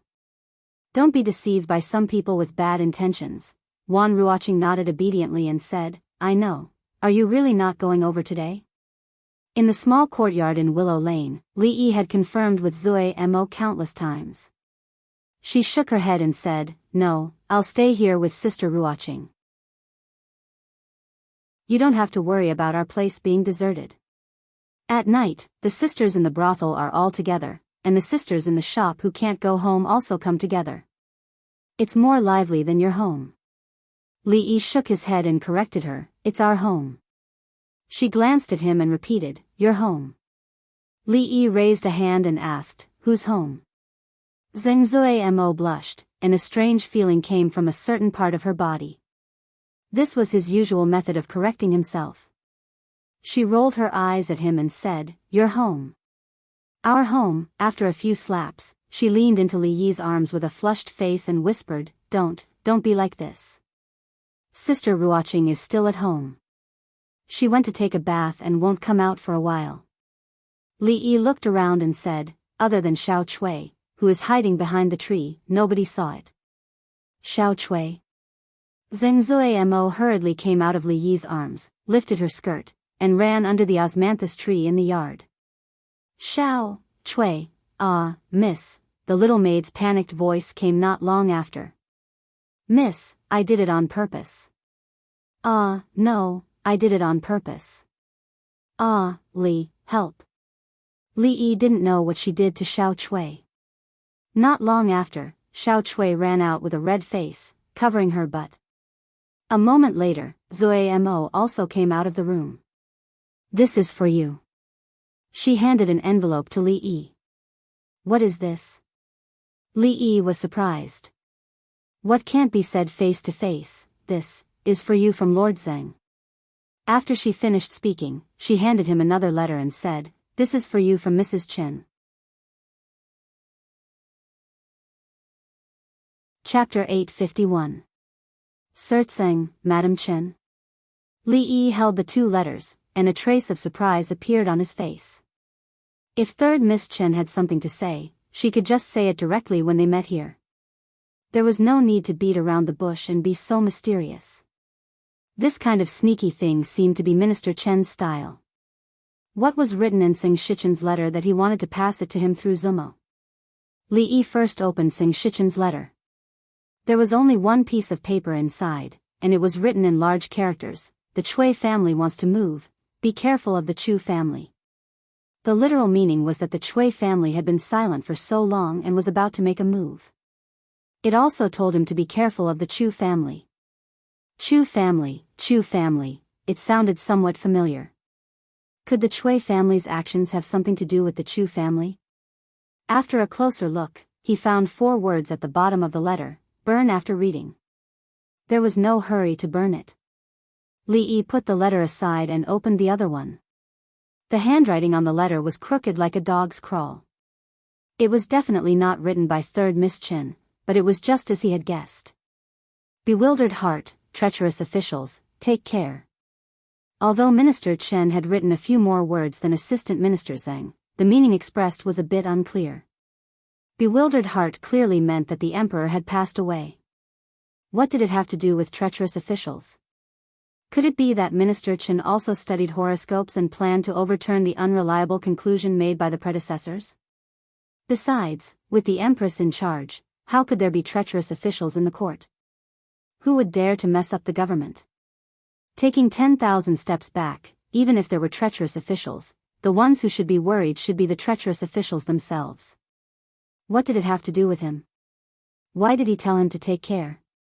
His gaze moved again. There were also 4 words at the bottom of the letter, burn after reading.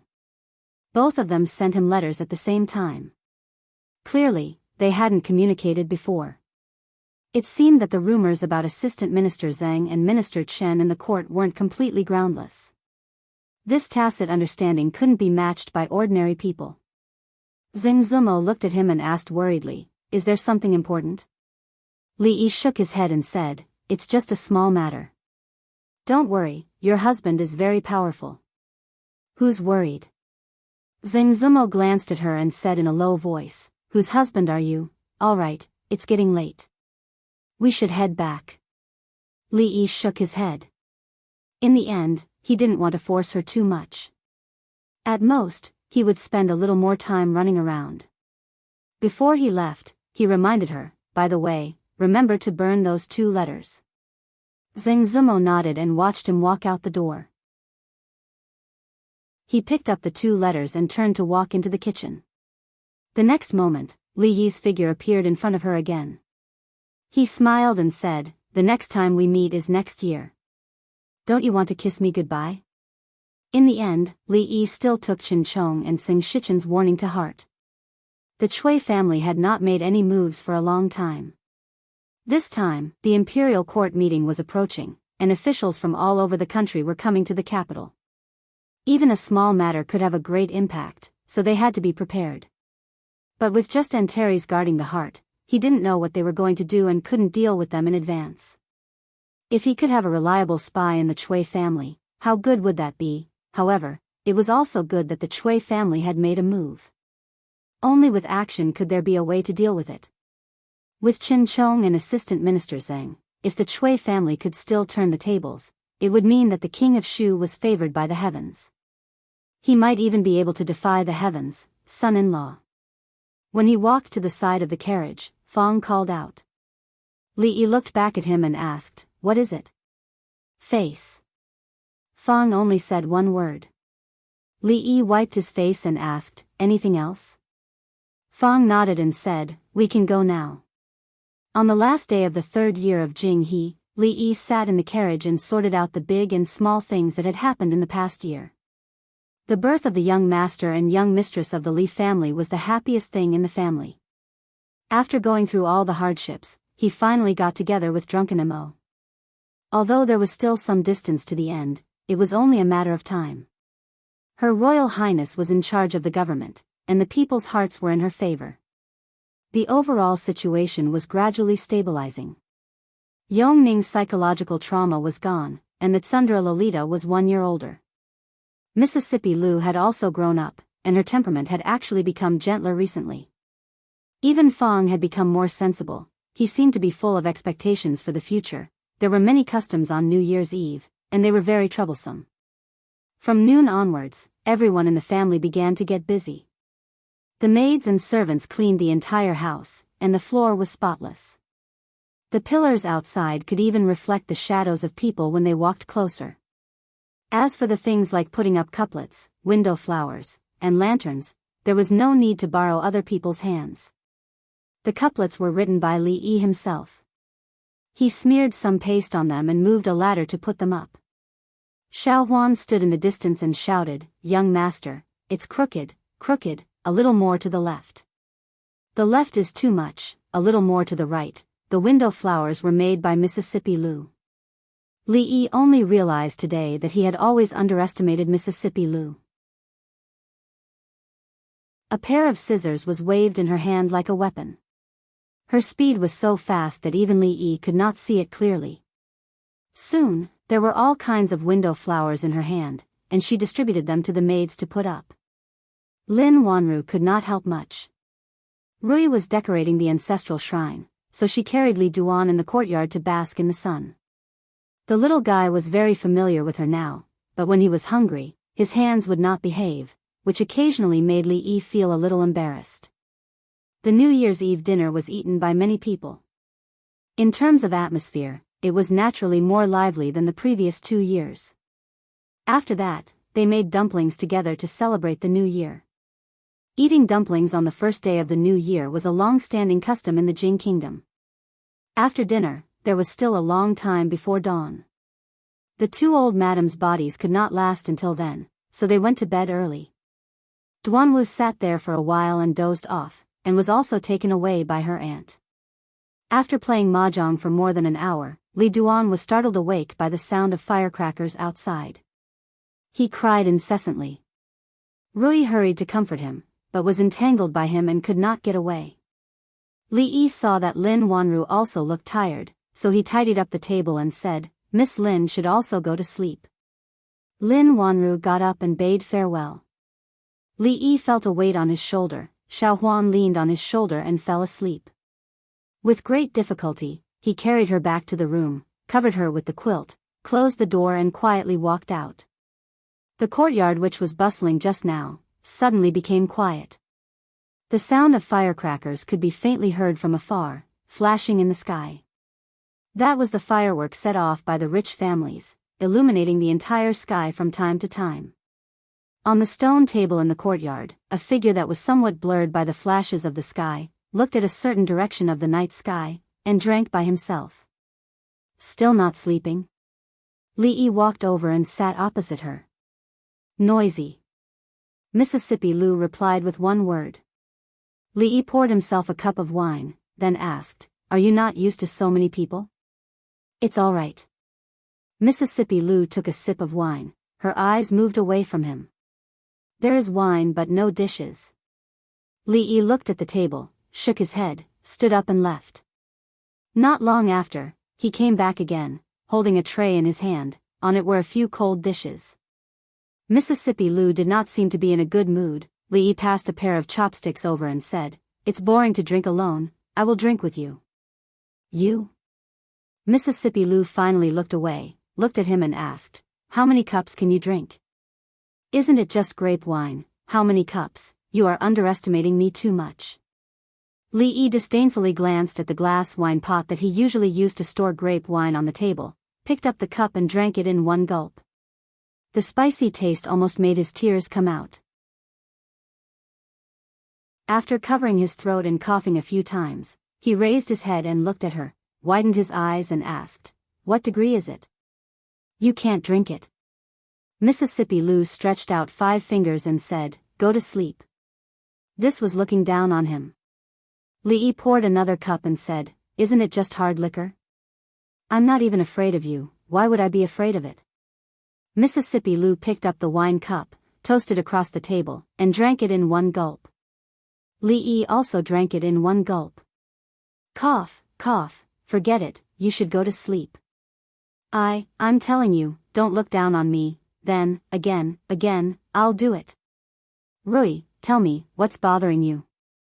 After a moment, Li Yi hooked his arm around Mississippi Lu's neck, his eyes blurred. "I can give you anything you want, what's there to worry about?"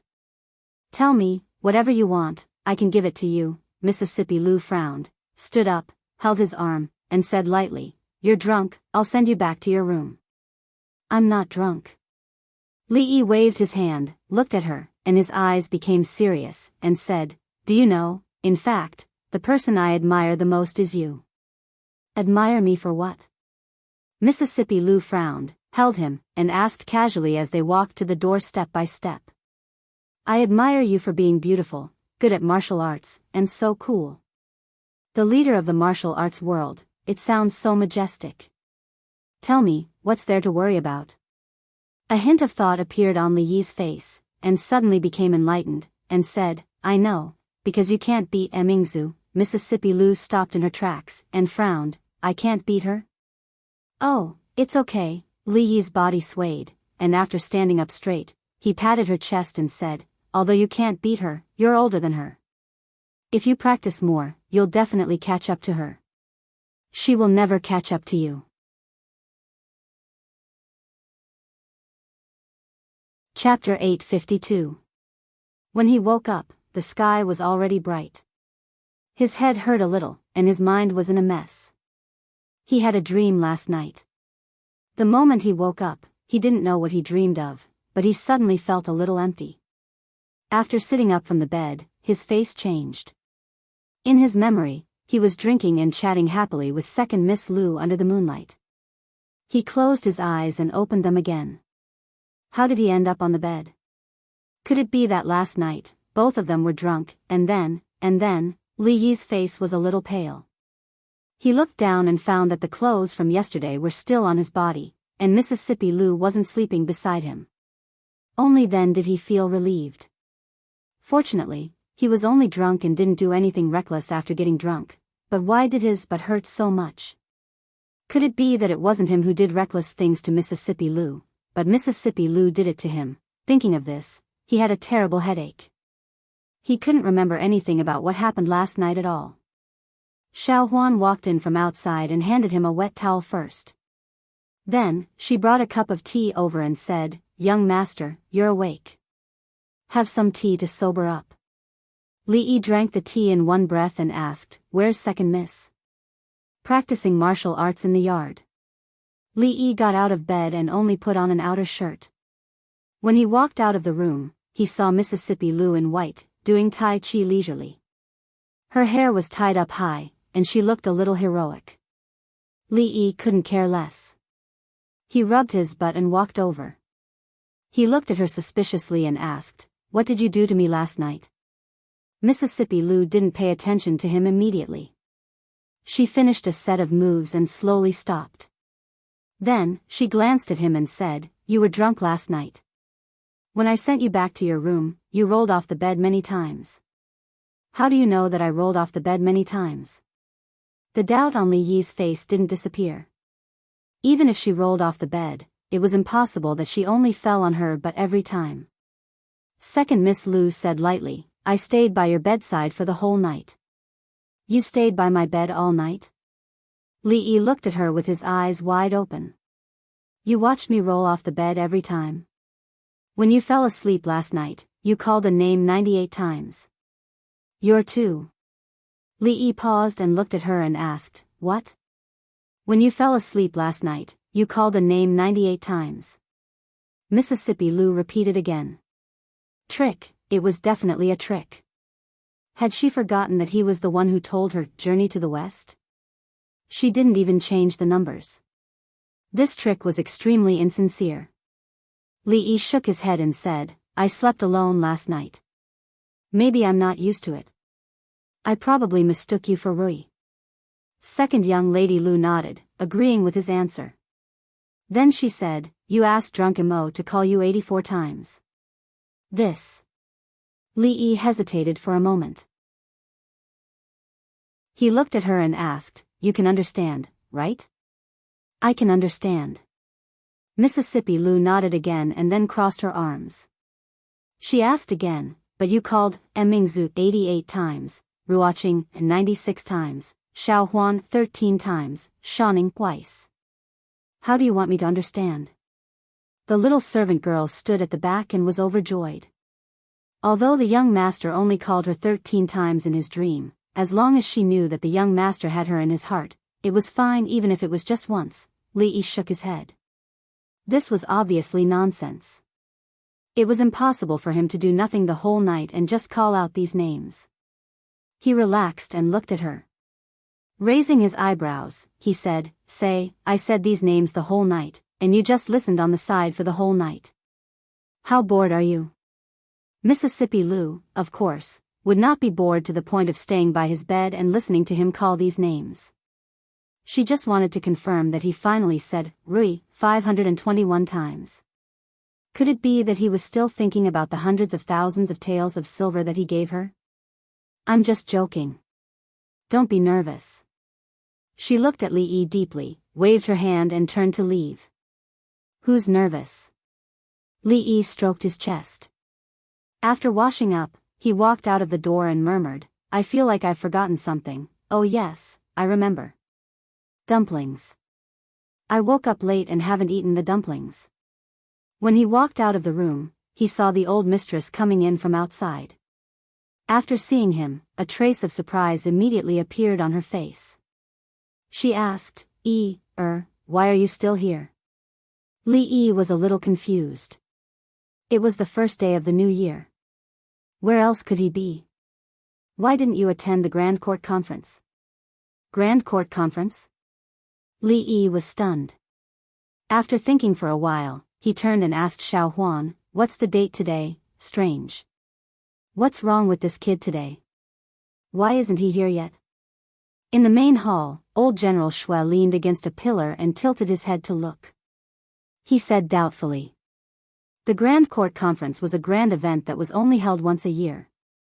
Not only the local officials and nobles would come to the capital, but the officials and nobles of the capital would also definitely attend. It had been almost 4 hours since the Grand Court Conference started, but there was still no sign of him. Could it be that this kid did not intend to come today?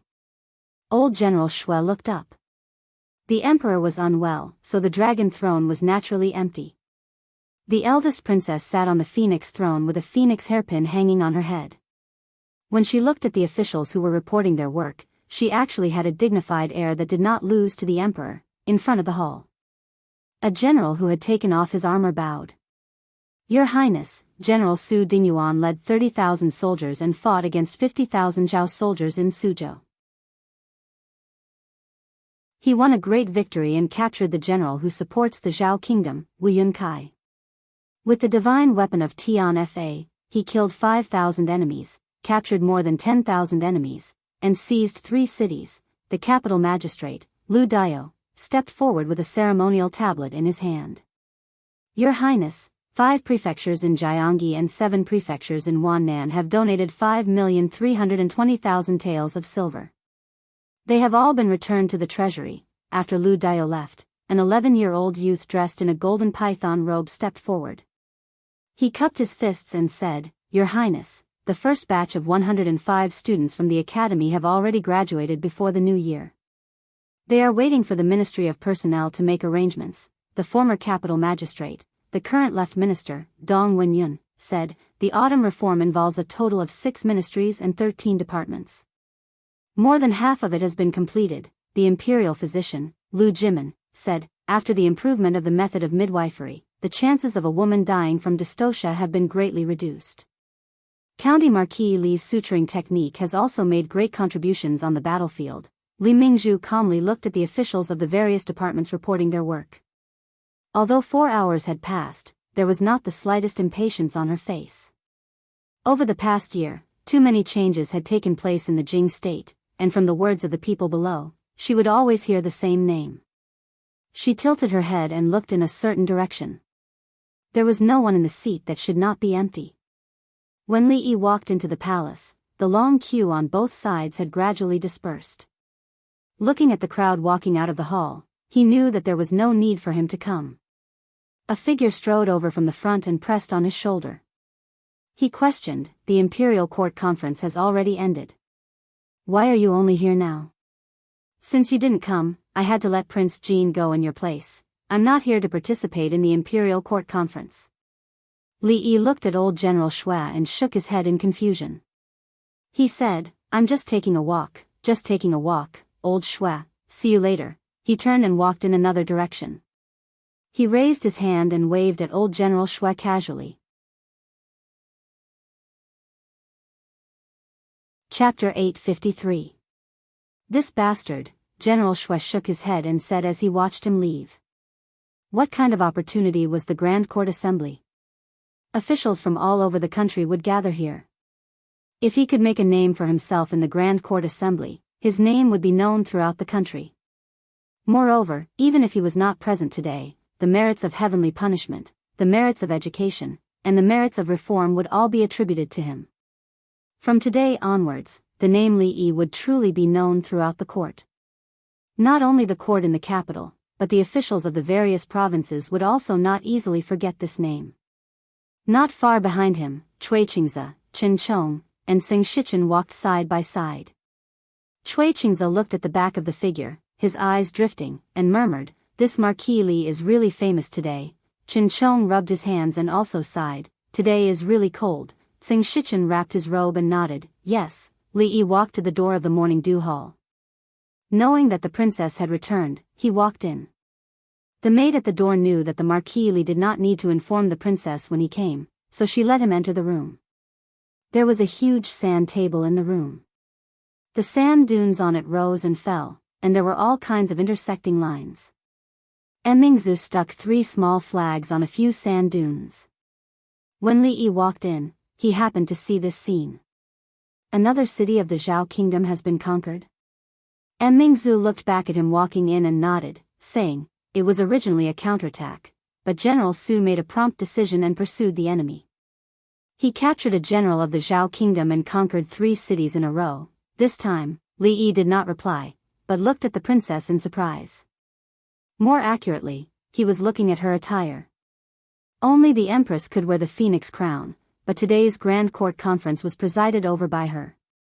In order to distinguish her status, she still had a phoenix hairpin on her head. With the phoenix hairpin on, not only did she not look more feminine, but she looked domineering from afar. This was also the first time he had seen this attire. It was elegant and dignified, but it also had a different kind of temptation. Mingzhu turned her head and asked, "Why didn't you attend court today?" "I drank a little last night." Li Yi rubbed his head and said, "I accidentally overslept." Mingzhu frowned. "It's not like you don't know your alcohol tolerance. Why are you so careless?" Last night, he had wanted to prove himself to Mississippi Lu, but he had overestimated himself. As he drank, he lost consciousness. He did not know if she had taken advantage of him when she helped him back to his room. He shook his head to dispel these thoughts and asked, "Is everything going well?" The Grand Court Assembly is held every year, and the protocol is fixed. It's not like it's going to be smooth or not, it's just following the prescribed order. She pointed at the sand table in front of her and the detailed reports of the various ministries on the table beside it. She thought about the changes in the Jing kingdom over the past year and murmured, although the imperial court meeting is the same, the world is different after all. Li Yi just looked at her like this. At this moment, it seemed that he really saw an emperor who looked down on the world. As for this world, they had gone through many hardships and fought for it step by step. Of course, there were more hardships waiting for them on this road. Your Highness, His Majesty summons you. A palace made of the Morning Dew Palace came in with a eunuch and said respectfully. Li Yi yawned and said, "Go ahead.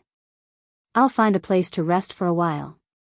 I didn't sleep well yesterday." The eunuch stepped forward and said, "His Majesty said that if County Marquis Li is also here, he can go with you.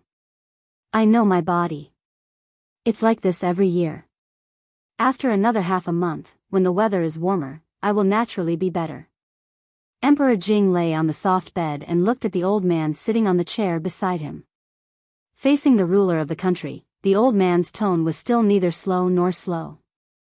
Your Majesty's body is important, but the country's politics are related to the livelihood of the people. It cannot be neglected. Emperor Jing shook his head and said, "Grand Tutor, you don't have to worry about this. During this time, Emingzu has been managing the government on my behalf. The court is stable and everything is smooth. If not, I would not have been able to rest in peace. Although the princess is talented, it is not the right way for a woman to manage the government. She can't last long." The old man looked at him and said slowly. Emperor Jing nodded and asked, "Grand Tutor, have you also heard of the Antares guarding heart celestial phenomenon?" The old man nodded and said, "I have heard of it." Emperor Jing looked up and said, "Could it be that my time has really come? Although the Antares guarding heart celestial phenomenon has appeared, nothing is absolute. His Majesty probably does not believe in this." The old man shook his head and said, "But this abnormal celestial phenomenon may be a warning. The position of the Eastern Palace has been empty for a long time. His Majesty should also set a standard early and set an example for the people of the world." Emperor Jing nodded and said, "I naturally know about this." Seeing this, the old man did not speak again. As the Grand Tutor and also the Emperor's teacher, he had to remind the Emperor of this. But if he went further, it would be a little overboard. Although he had retired for many years, he still had a measure of these things in his heart. "It is a pity that I did not attend today's court meeting." Emperor Jing opened a long memorial. His eyes flashed and he murmured, "If I could be 10 years younger, I would not have to let Emingzu shoulder such a heavy burden." The old man also had a look of approval in his eyes. He nodded and said, "Although the eldest princess is a woman, her filial piety is commendable. She can be said to be a woman who is not inferior to men." Emperor Jing smiled and asked, "Grand Tutor, you have been traveling for 3 years. I wonder what interesting things you have heard along the way." The old man nodded and said, "The more I have traveled, the more I have seen." The two talked and laughed in the hall. Outside the hall, Li Yi shook his head and said, "Can't you just pretend that I have not been there?" Emingzu glanced at him and did not speak. The two were led in by a eunuch. The eunuch bowed and said, "Your Majesty, the eldest princess and County Marquis Li have arrived." "Greetings, Father." "Greetings, Your Majesty." After stepping into the hall and bowing, Li Yi raised his head and was stunned when he saw the old man sitting in front of the old emperor's bed. The old man stood up and bowed to Emingzu, "Greetings, Princess." Emingzu walked over and supported him with both hands. She quickly said, "Grand Tutor, you don't have to be so polite. Please sit down." "Grand Tutor?" Li Yi looked at the blackmailer old man he met yesterday and was even more surprised. The blackmailer old man looked at him and a smile appeared on his bark-like face. He said, "Young man, we meet again." Emingzu looked at the old man and her eyes finally stopped on Li Yi. Emperor Jing looked surprised and asked, "Grand Tutor, you have already met him?" Chapter 854. When I was on the street yesterday, I saw a shabby woman with a seriously ill child in her arms. She asked for help, but was ignored by others. Only one person stepped forward bravely and helped her. The old man stroked his beard and said, I just didn't expect that the young man who helped the needy was County Marquis Li. Li also didn't expect that the blackmailer old man he met yesterday was actually the imperial tutor of the imperial court, the teacher of the emperor, a famous Confucian scholar, and an example in the hearts of scholars in the Jing kingdom. Such a person was reduced to blackmailing in the street, which showed how bad the morals of the Jing kingdom had become. Her Royal Highness should pay more attention to the construction of the style in the future. As soon as Li Yi's voice fell, Mingzhu's originally nervous expression suddenly relaxed. Jing Emperor looked at the two of them in surprise. Is there such a thing? The old man smiled and said, yesterday on the long street, passers-by all looked at the mother and daughter coldly. Only County Marquis Li was willing to help, which shows that your majesty has a good judgment of people. With such a character, he can be called a pillar of the country. Jing Emperor nodded and said with a smile, that's right. Although this child usually plays around a lot, I am very confident in his character. Grand Tutor was able to judge his character with just one look. Isn't it because you have a pair of discerning eyes? Li Yi looked at the two of them and secretly said, how shameless. He was the one who had the heart of a bodhisattva, was willing to help others, was handsome, elegant, and elegant. Yet, this blackmailer Grand Tutor and the old emperor actually praised themselves. This kind of behavior was simply unheard of. He secretly glanced at her Royal Highness and found that her face was calm. Maybe she had long been used to this kind of shameless scene. After feeling his gaze, she turned her head and slightly raised her eyebrows, signaling him to be calm. Li Yi helplessly lowered his head. He came out in a hurry in the morning and didn't eat anything. He was still thinking about the dumplings. The two of them did not know when they talked about the Grand Court Conference. The old man stroked his beard again and looked at Li Yi in surprise, saying, I only knew that he was outstanding in literature, but I didn't know that he had such achievements. He even has such views on the country. Oh, I remember, the young hero that Qin Wen mentioned a few days ago, and the reform method proposed coincides with his ideas these years. It should be him. His ability is not limited to this. Jing Emperor smiled and turned to look at Li Yi, saying, in today's Grand Court Conference, the officials of various provinces returned to the capital to report their work and put forward many political opinions. They put forward a lot of political opinions. The preliminary reform of the 6 ministries is almost finished. What do you think? The old man surnamed Shu also looked over. Ideas. Li Yi turned to look at her Royal Highness and murmured, yes, what ideas do I have? And Mingzhu looked at him and walked forward. She said to Jing Emperor, Father, just now in the morning dew hall, I had a deep discussion with Dr. Li about what I saw and heard in the recent Grand Court Conference. He believes that the reform of the Ministry of Revenue's tax system still needs to be improved. The reform of the local military system is a bit too hasty. It should be done step by step so that it can be stable. Li Yi breathed a sigh of relief. Looking at her Royal Highness, who spoke confidently in the face of the old emperor and the blackmailer, he felt that it was not in vain that he brought her soup so many times. Then his eyes couldn't help but look at her chest. He was slightly startled and realized that his efforts were not in vain. After listening to her, Jing Emperor nodded with satisfaction and said, there are some things that I wanted to remind you about, but now it seems that there is no need to do so. The blackmailer also had a strange expression on his face. He murmured, indeed, heroes come from the young. When I was his age, I was still studying. How could I understand these matters of state affairs? I only know a little, a little. Li Yi said modestly. The old man waved his hand and said, if you only knew a little, Qin Wen would not have given you such an evaluation. He looked at Li Yi again and asked, recently, the imperial astronomer observed the celestial phenomenon of Mars guarding the heart. Li Yi did not wait for him to finish and interrupted. I'm afraid that Grand Tutor has asked the wrong person about this question. This blackmailer really had bad intentions. He wanted him to say something like, Mars guarding the heart in front of the old emperor. Ordinary people knew what Mars guarding the heart meant. As a great scholar, how could he not know? The old man frowned and looked at him. He asked, what do you mean? You mean, who should I ask about this? Mingzi glanced at Li Yi vaguely, indicating that he should not talk nonsense. The old emperor's expression was indifferent. It seemed that he was not interested in this matter. Ever since the officials of the imperial astronomer planned to treat his asthma with elixirs, he did not trust them much. Of course, you should ask the president of the Academy of Sciences, Crown Prince Li Xian. Jing Emperor finally looked at him. The blackmailer looked puzzled. Only Mingzu seemed to think of something and her face showed a look of understanding. Li Yi explained, recently, the Academy of Sciences has developed something that allows people to observe the stars in the sky more clearly. As a matter of fact, I saw Mars a few days ago. I believe that Crown Prince Li Xian will be able to answer your doubts about Mars guarding the heart. A long time ago, after the glass was produced, Li Yi had the idea of making a telescope. Of course, it was time-consuming and laborious to polish the lens by hand. It also required a certain skill. The simplest and most convenient way was to ask the Academy of Sciences to do it.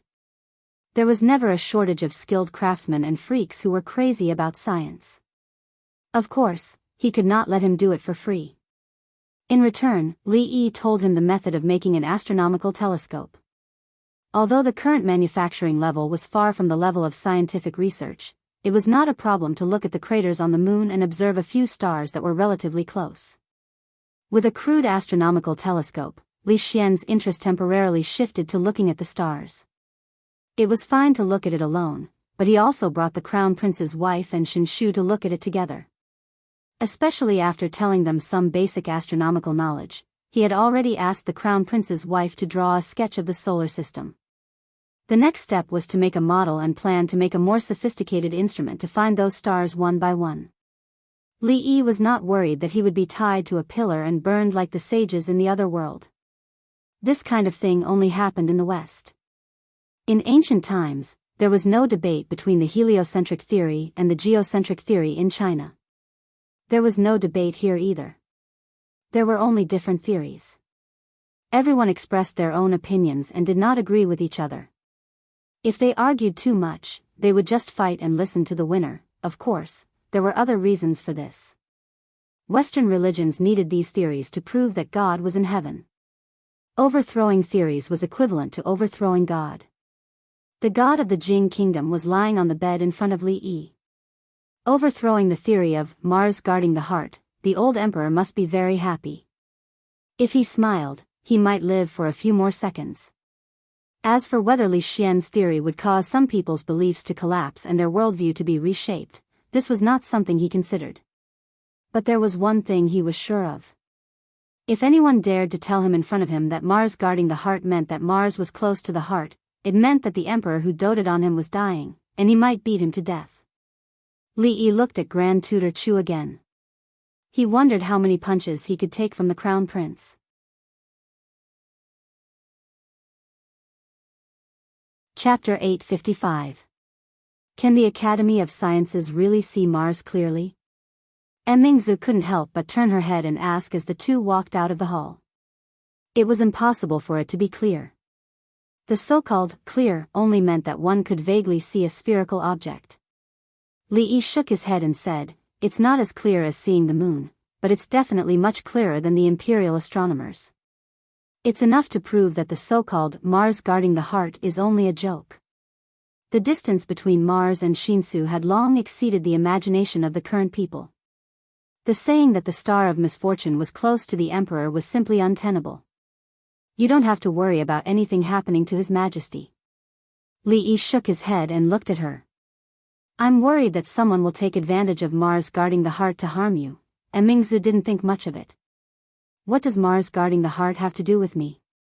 Li Yi shook his head and murmured, "I'm just afraid that some people will go crazy." Chui family. Chui Qingming looked at Chui family head Chui Qingza and asked with a frown, "Big brother, how confident are you in this matter?"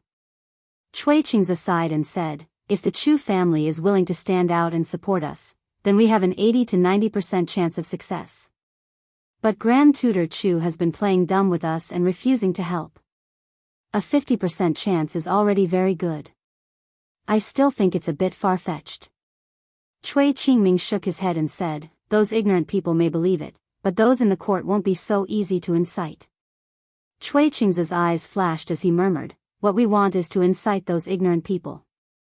Once it's established, it'll be difficult to reverse it, and those officials can only go along with it. Before the Lantern Festival, the officials attending the Grand Court Conference usually won't leave the capital. Once it becomes public opinion, even His Majesty can't remain silent. I don't believe that no matter how powerful the eldest princess is, she can shut the mouths of the world and control what they say. She really can. Li Yi hid behind the rockery and picked up a cylindrical object. He put it in front of his eyes and showed off to Rui, look, it's at least 30 feet from here to Rui's room. With this, you can see what she's doing in the room. She's folding her dudu, pink and sky blue. Last time I told her that sky blue suits her, but she didn't listen. Rui took the monocular she got from Li Xian and said in amazement, really, these two small pieces of glass are so magical when they are inlaid. Amazing, isn't it? Li Yi said proudly, there's something even more amazing. In a few days, I'll borrow the bigger one from the Academy of Sciences. Let's watch the stars together at night, it is indeed magical. Rui put down the binoculars and said, it's just that my husband is mistaken. The one in the Rui room is Xiao Huan. Li Yi picked up the binoculars in surprise and looked again. He asked, what about Rui? Here. Suddenly, an extremely clear face appeared in front of him. Li Yi was startled and dropped the binoculars in his hand. In a flash, the binoculars appeared in Mississippi Lu's hands. She imitated Li Yi's look and a surprised expression appeared on her face. With a light leap, she stood on top of the rockery and looked into the distance with a pair of binoculars. After another leap, Mississippi Lu was gone. The only telescope he got from Li Xian was also gone. The binoculars that had been taken away by the Lu family's second young miss couldn't be returned. Li Xian had made pretty good quality binoculars, but there were only 2 or 3 of them. One had been taken by the military for research. This was a must-have item for war. Tie a person to a kite and use the binoculars to look through. Any ambush was all nonsense. The military had even trained a group of air forces. Although the number was small and the process might be relatively tragic, it was said that in the last war with the Zhao Kingdom, a small number of military elites flew in the sky and dropped bombs.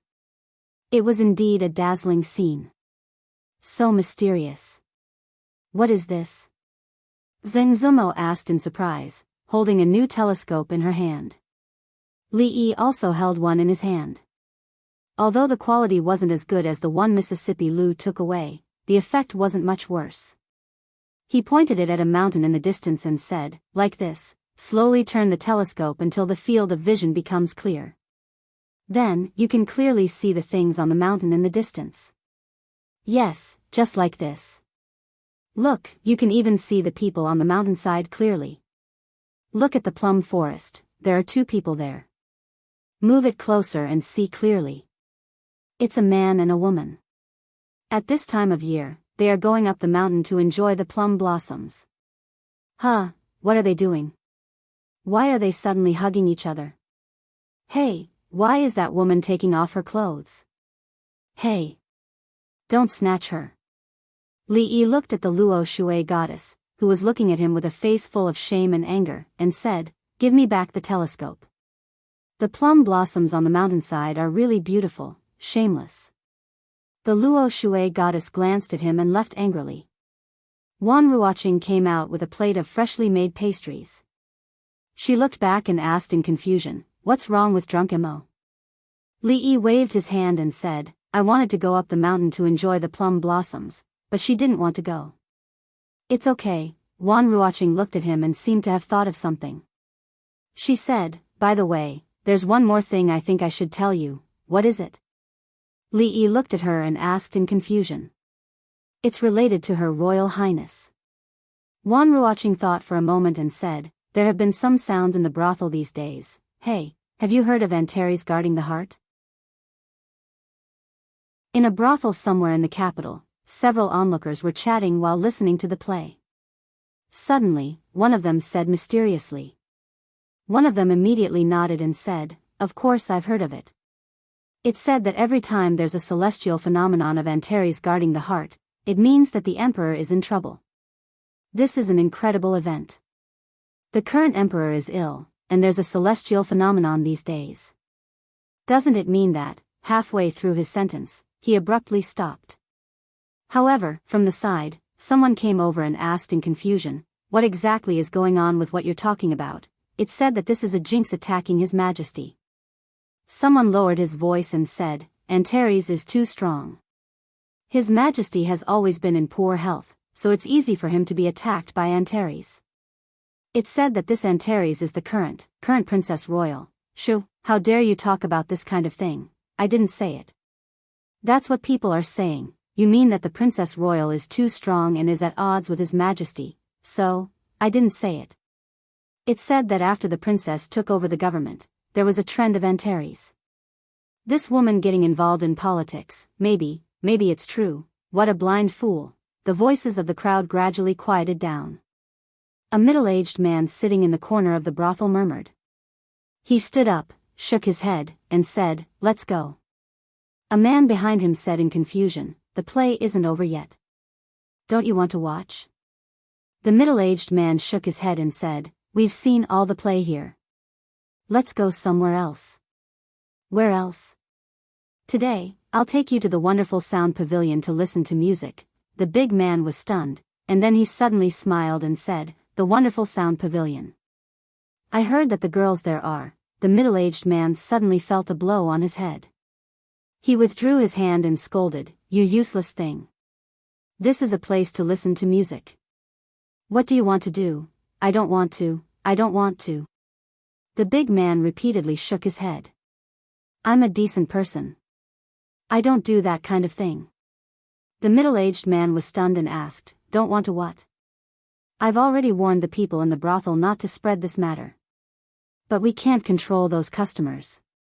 Wan Ruoqing looked at him and asked with some worry, will it be very troublesome? Bane. Li Yi picked up a piece of pastry and put it in his mouth. After shaking his head, he looked at Wan Ruoqing and asked, when did it start? Wan Ruoqing looked at him and said, about 2 or 3 days ago. At first, there were only a few people talking about it. Later, when the number of people increased, we realized that there was probably someone behind it. Li Yi picked up another piece of pastry and shook his head. He said, it's the new year, why bother?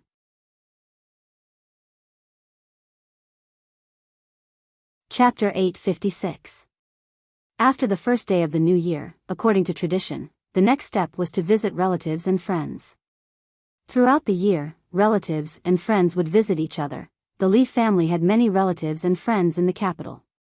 Previously, with the old mistress, Li Yi had also visited a few of them. This year, he was a lot more free. Lin Wanru had to go on a business inspection in the capital and usually returned very late. Li Yi asked Fang to send a few people to follow her. Although it was the new year, there were still many people who were restless. Nonsense. In the hibiscus garden, Emperor Jing threw several memorials from the imperial astronomer and the imperial censorate on the table and said coldly, the star of calamity, Mars. The Princess Royal, is she someone they can slander? Mingzu walked over and patted his back. She said softly, Father, don't be angry. Your health is more important. As for those, they are nothing more than rumors. It doesn't matter. I know you don't care, but 3 people make a tiger. If we let it develop, I don't know what will happen in the end. Emperor Jing frowned and said, when the heavenly hound swallowed the sun, they said that I was immoral and should issue an edict. When the heavenly hound ate the moon, they said that I was too strict with the law and should restructure the law and investigate the injustice. Now, when Mars guarded his heart, they said that it was not enough for me to die, they even implicated you. On the other side, Li Yi sat on the lawn and took a bite of cucumber. The solar and lunar eclipses were all pushed to the heavenly hound. What sin did the heavenly hound commit? Li Xian squatted beside him.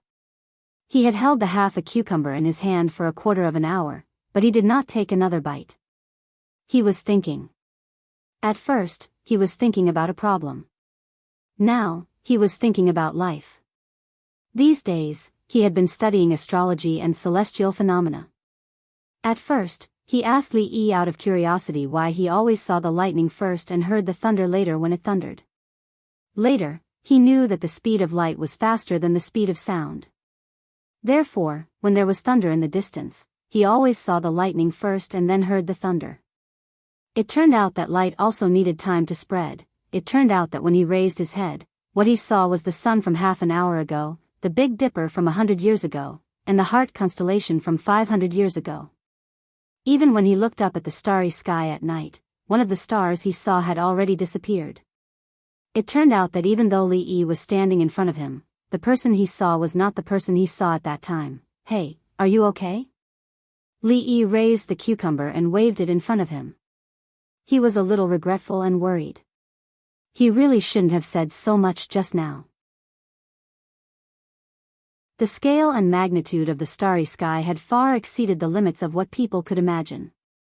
If, after realizing the vastness of the universe and his own insignificance, it caused him to have thoughts that he shouldn't have, that would be a great sin. Li Xian looked up at him and asked solemnly, "Who are you?" Li Yi met his gaze for a moment and finally sighed, saying, "Looks like I can't hide it anymore." He looked at Li Xian and said seriously, "To tell you the truth, actually, I transmigrated here from more than 1,000 years in the future." Li Xian looked at him and thought for a moment, then said seriously, "If that's the case, I won't hide it from you.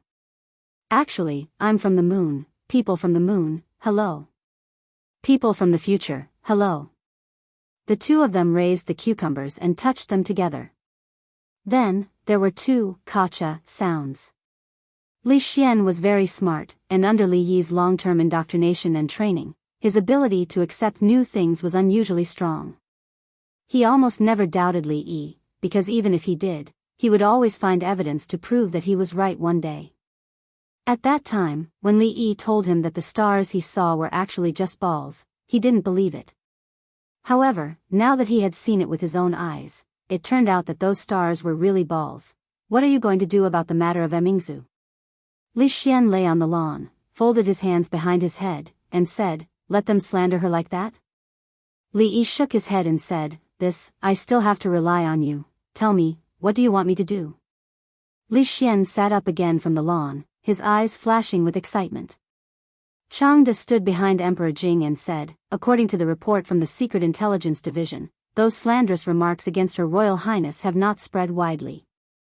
There are indeed many rumors among the people, but compared to the previous public discussions, the impact is much smaller." Emperor Jing waved his hand and said, "What does it have to do with Emingzu? My people are not stupid. They know how to distinguish right from wrong and will not be easily used by those who do bad things. Moreover, the things that Emingzu has done for the people, they are all beneficiaries. How can they do such ungrateful things?" Changde nodded and said, "Maybe it's true," but he knew in his heart that this was not the only reason.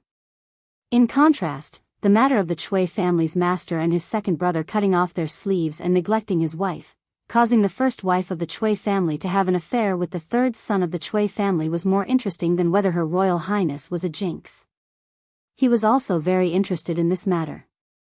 It was said that the circle of the nobles in the capital was extremely chaotic, but he did not expect it to be so chaotic. Even so, we can't relax our vigilance. Emperor Jing frowned and said, "Pass down the order. If anyone in the capital continues to spread such bad words, they will be flogged 50 times. Your Majesty, this matter must not be." Li Yi came over from the side and explained, "Preventing the people's mouths is more important than preventing a river. The more we suppress it, the more it will rebound. At that time, even if Her Royal Highness is not a jinx, she will be called a jinx by them." Seeing him come over, Emperor Jing lay back on the rocking chair, waved his hand and said, "Don't beat around the bush. If you have any ideas, just say it. It's better to spread the public opinion than to block it. Since everyone thinks that a jinx has rushed to the emperor, as long as they know that Yinghua and Xinsu are far apart and can't collide no matter what, wouldn't it be better?" After listening to Li Yi, Emperor Jing seemed to think of something. He straightened up and turned to look at Li Xian, asking, "Can the Academy of Sciences really see Yinghua clearly?" Li Xian nodded and said with a smile, "Uncle Emperor, in 3 days, Xian is going to hold a stargazing meeting at the Academy of Sciences. At that time, not only Uncle Emperor, but the royal family, the nobles in the capital, and the ministers in the capital can all see the true appearance of Yinghua. If Uncle Emperor is interested, you can also see what is on the moon. Emperor Jing looked at him and pondered for a moment before asking, how confident is the Directorate of Astronomy? Li Xian smiled and said, Xian is going to ask the Directorate of Astronomy. It's obviously just an ordinary solar and lunar eclipse. How can it be related to the heavenly hound? Yinghua and Xinsu are thousands of miles apart. How can they meet? How can this be a warning from heaven and an ominous sign? Emperor Jing was puzzled. Solar and lunar eclipse? Li Xian nodded and said, its heavenly hound swallows the sun, and heavenly hound eats the moon. 3 days later, Xian will tell Uncle Emperor how the solar and lunar eclipses are formed. This is just a normal astronomical phenomenon, not an ominous sign, and Uncle Emperor can't be blamed. Emperor Jing waved his hand and said, there's no need to stay at the Academy of Sciences. 3 days later, I will hold a banquet in Hibiscus Garden with the ministers. Your stargazing meeting will be held there.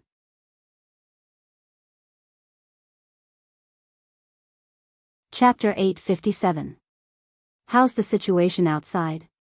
Cui Qingze was pacing in the room when he saw a man hurrying in from outside. He immediately asked. The confidant of the Cui family naturally knew what the family master was concerned about these days. He immediately said, Master, I've sent more people, but there's still no effect at present. That's strange. Cui Qingze furrowed his brows. Previously, the king of Shu was called the virtuous king and was crowned as the crown prince. The speed at which the news spread was incredible. Before anyone could react, it had already formed a strong public opinion in the capital. It was precisely because of this that the angry emperor drove him out of the capital. Neither the Cui family nor the imperial concubine had time to think of a way to save him, but this time, it was the same method, and he even sent so many people to add fuel to the fire and spread the news everywhere. Why didn't it work? While Cui Qingze was puzzled, the confidant of the Cui family was also secretly watching him. There weren't many people talking about the eldest princess, but there were many people talking about the Cui family. The fact that the clan master and the second master were gay was pure nonsense. It was just a rumor spread by those people outside. As a member of the Cui clan, they knew the character of the clan master and the second master. There was no such thing as being gay or sharing peaches. It was just some people with ulterior motives who wanted to discredit them, but the family master's wife and the third master, they really didn't pay attention to it before. After being reminded, they were surprised to find that the family master's wife and the third master were closer than they were with other people. Could it be that someone in the Cui family who knew about this spread it? Cui Jian, Cui Jian? Cui Jian suddenly raised his head and saw the family master looking at him. He came back to his senses and immediately asked, What else do you want me to do, master? Cui Qingze waved his hand and said, No, you can go now. Pay more attention to the situation outside these 2 days. Yes, if the family master has no other orders, I'll go first. Cui Jian replied respectfully. When he retreated to the door, a voice came from behind him again. Wait a minute. Cui Qingze looked at him with no expression on his face and asked lightly, What has Qingduo been doing these days? Third master? Cui Jian was stunned. He looked at the family master and said with his head down, I don't know, wait, where are you going? Come back. Li Yi called out to Li Xian as soon as he saw him leave the great hall and rush out of the Furong garden. The stargazing gathering is in 3 days. I have to go back and prepare. Surprised, Li Xian said, Didn't you say that I should take it seriously? When the time comes, I still have to deal with those fellows from the imperial astronomer. How can I not prepare in advance? Li Yi looked at him and asked, Have you thought about what to say? Li Xian said excitedly, Of course I have. The question of why he first saw lightning and then heard thunder was enough to give him a headache. What a magical starry sky. Just now, his head was about to split open. Such an interesting matter, of course, it was better for everyone to have a headache together. Li Yi asked tentatively, Say that the you standing in front of them is actually not the you now.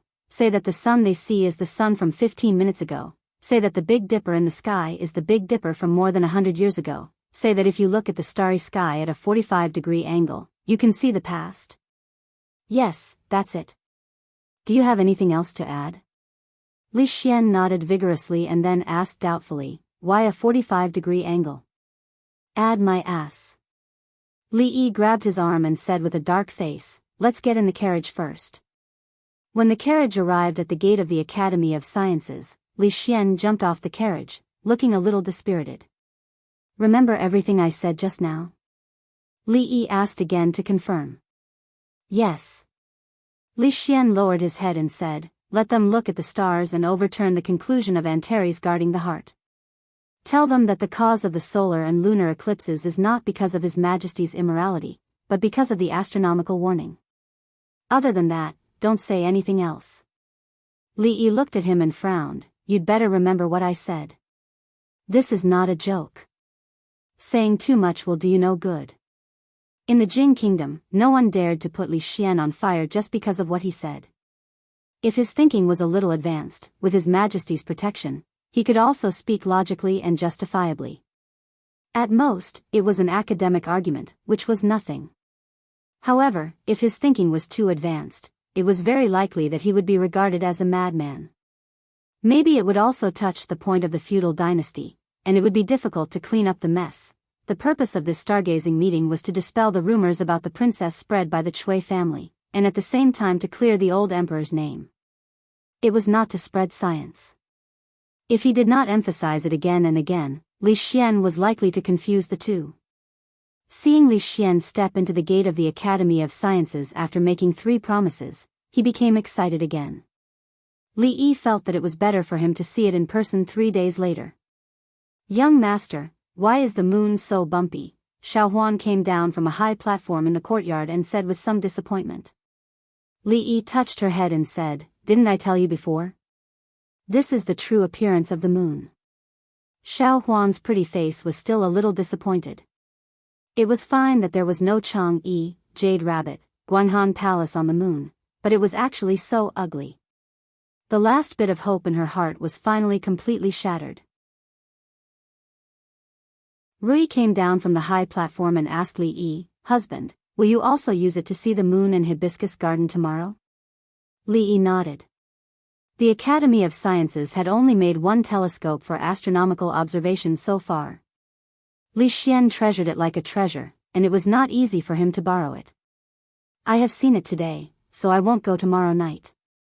Dwainer doesn't sleep well at night. If he doesn't see me when he wakes up, he will definitely cry. Rui looked at him and said.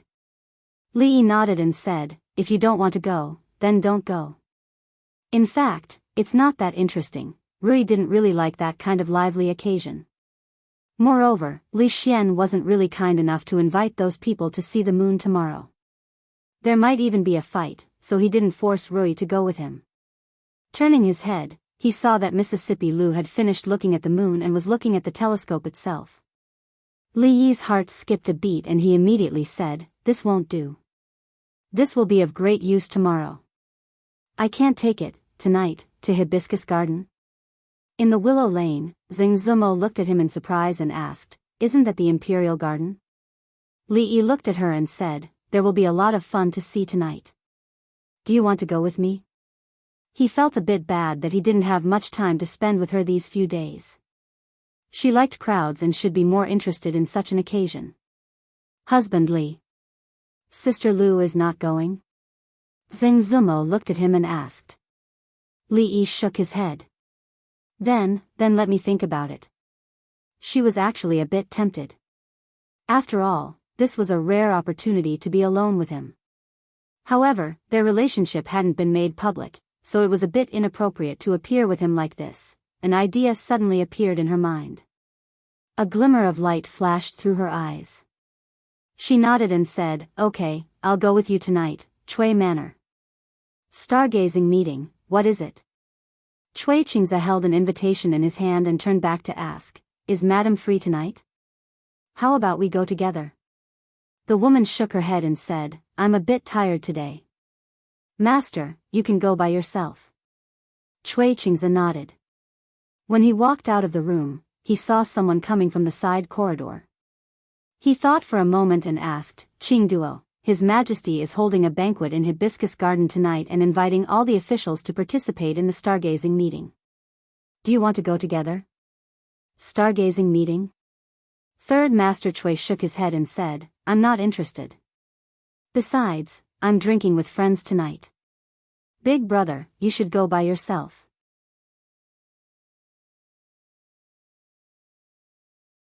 Chapter 858. You are, at the entrance of a small courtyard in Willow Alley, Li Yi was stunned as he looked at the handsome man who walked out of the courtyard. Although the handsome man looked a little feminine, he didn't lose his heroic spirit. However, this wasn't the problem. The problem was that she wasn't dressed like this when he saw her in the morning. Li Yi looked at her in surprise and asked, Why are you dressed like this?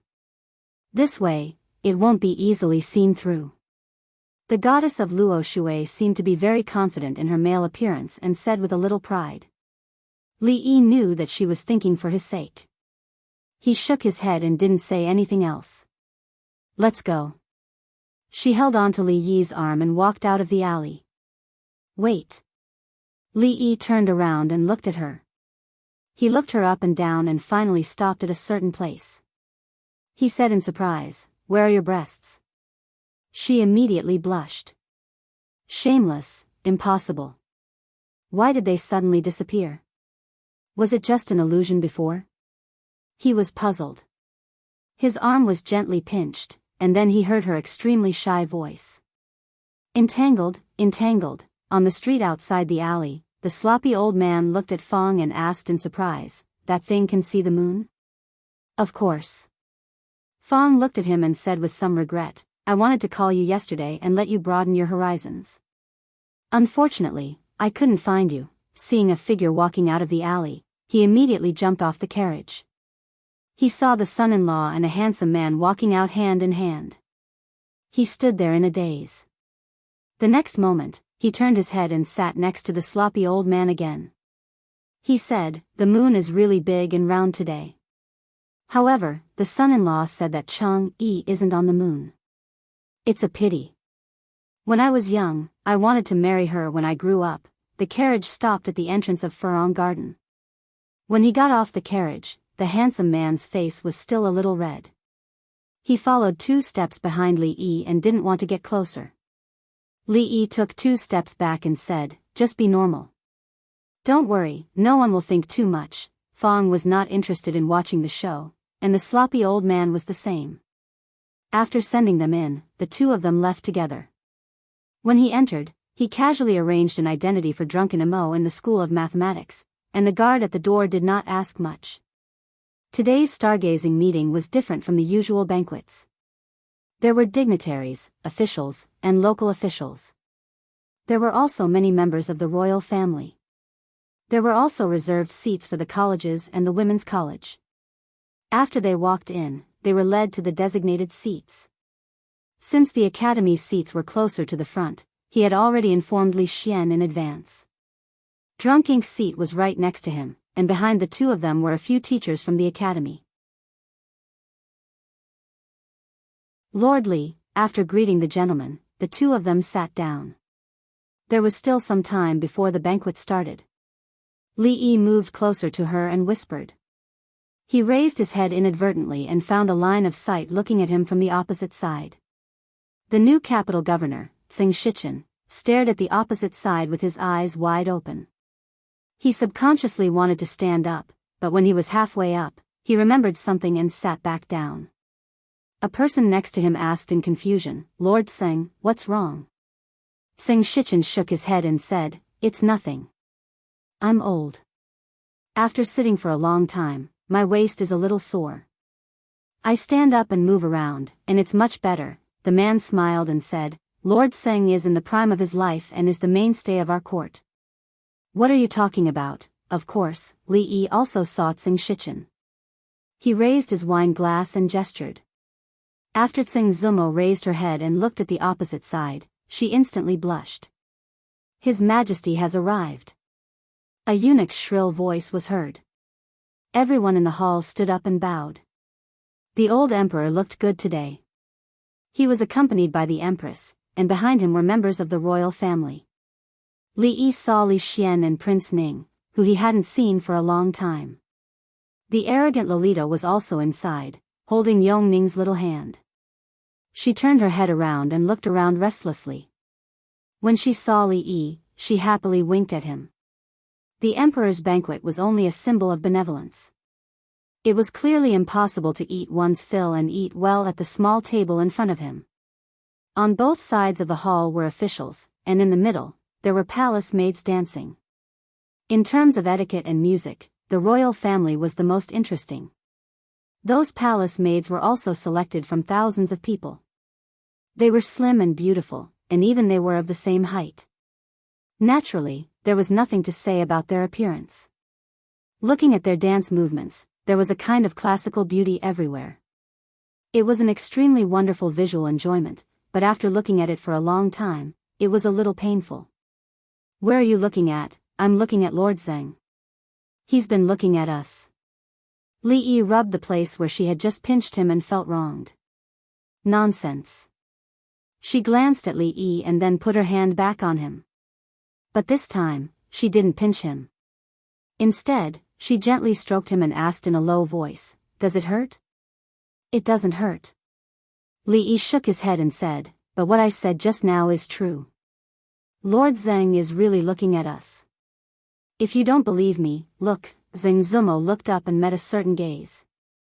She immediately retracted her hand with a red face and lowered her head, no longer speaking. The highlight of the day was naturally not this meal, but Li Xian's stargazing.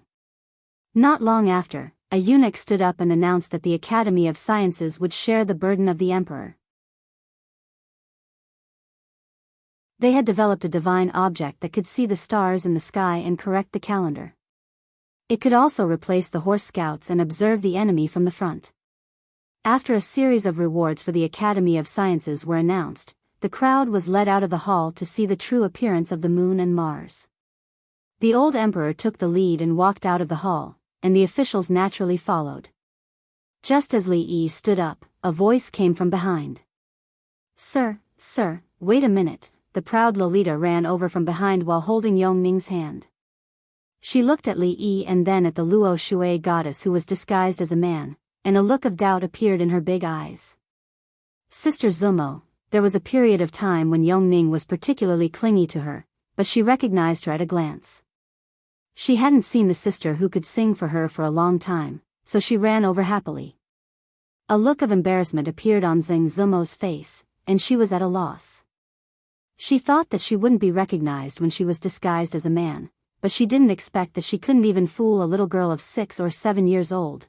The proud Lolita was surprised for a moment, then ran over and shook her arm. "Hee, so it's Sister Zumo. It's so fun. Can you teach me how to dress as a man next time? Now it's Brother Zumo." Li Yi walked over and said, "All right, we'll talk about this later. Let's go outside and watch the show first. I didn't expect Mars to see so clearly." "That's right. So Inghua is a ball just like the moon." "Lord Chen, make way. It's my turn to look." "Lord Su, didn't you see it just now?" Don't waste everyone's time. Outside the hall, countless people surrounded a strange cylindrical object, pointing at it and discussing it. The stargazing event had started 3 days ago, and now, it had long aroused the curiosity of everyone.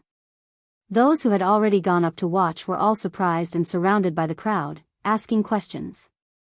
Those who hadn't seen it felt like hundreds of claws were scratching their hearts, and they couldn't wait to go up immediately. Mars, Cui Qingze looked at this scene, and his face darkened slightly.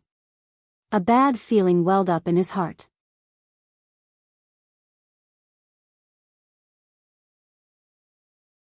Chapter 859. It's too small, I can't see it clearly. Lord Wei's eyes are failing him, of course he can't see it clearly. Let me see. Mars' position is indeed a ball, but where is the heart? Didn't they say that the star of misfortune rushed to the heart? I can't see it. Stop looking, we've been looking for a long time, but we still can't find the heart. To the courtiers, the thing in front of them was really a strange thing. It could see things from afar so clearly, and Mars was hanging in the sky. Who would have thought that the flashing light in the sky that they usually saw at night was actually a ball? Seeing is believing. This was a concept that had existed since ancient times. Most of the people present firmly believed that the eyes could not deceive people. Moreover, a few old generals in the military had just said that the Academy of Sciences had already given the military one of these things. They called it the eye of the heavens, and it could even see the head of the enemy from a few miles away. Ambushes and traps were all useless under the eye of the heavens. The courtiers trusted the school of mathematics the most. Those who came out of it were all powerful people, and they were talents that the court fought over. As for the Academy of Sciences, they thought that it was something that the crown prince would play with for a few days on a whim, and then abandon.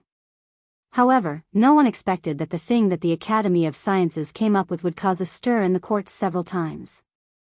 There was no need to mention the kite that could send people to the sky, the water wheel that could easily pump water from a low place to a high place, and the farming tools that could greatly simplify the plowing process. All of these things had invisibly changed their knowledge, and even changed the lives of many people.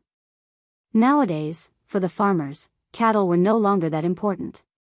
As long as there was a strong laborer in the family, coupled with the new farming tools, they could completely play the role of the cattle. This was enough to be called a groundbreaking event. His Majesty was so happy that he rewarded 100,000 taels of silver. After such a short period of time, the Academy of Sciences came up with such a magical device, and it was a great eye-opener for everyone. Of course, many people knew that today's event would not be as simple as looking at the stars. The matter of Mars guarding the heart had caused an uproar. Now there was a rumor among the people that Her Royal Highness was the Mars Bane. It was the princess who offended His Majesty. How could the Academy of Sciences not have any ulterior motives for holding a stargazing event at this time that involved a sensitive topic like Mars? Cui Qing's face was somewhat gloomy. He had already guessed the purpose of this stargazing. He glanced vaguely in a certain direction, and the official nodded slightly. The telescope that was used to observe Mars was the one with the highest observation distance and the best quality. However, if it was used to observe the moon, it didn't have such high requirements. Apart from that one, there were a few others of slightly inferior quality, but they were more than enough to watch the moon. "Sir, is there really no Chang'e on the moon?" The proud Lolita ran over from afar. She had just seen the moon through that strange thing. That bumpy, ugly thing was not the moon she had imagined. The moon in her heart had Chang'e, the jade rabbit, and the beautiful osmanthus tree. The moon palace was not like that.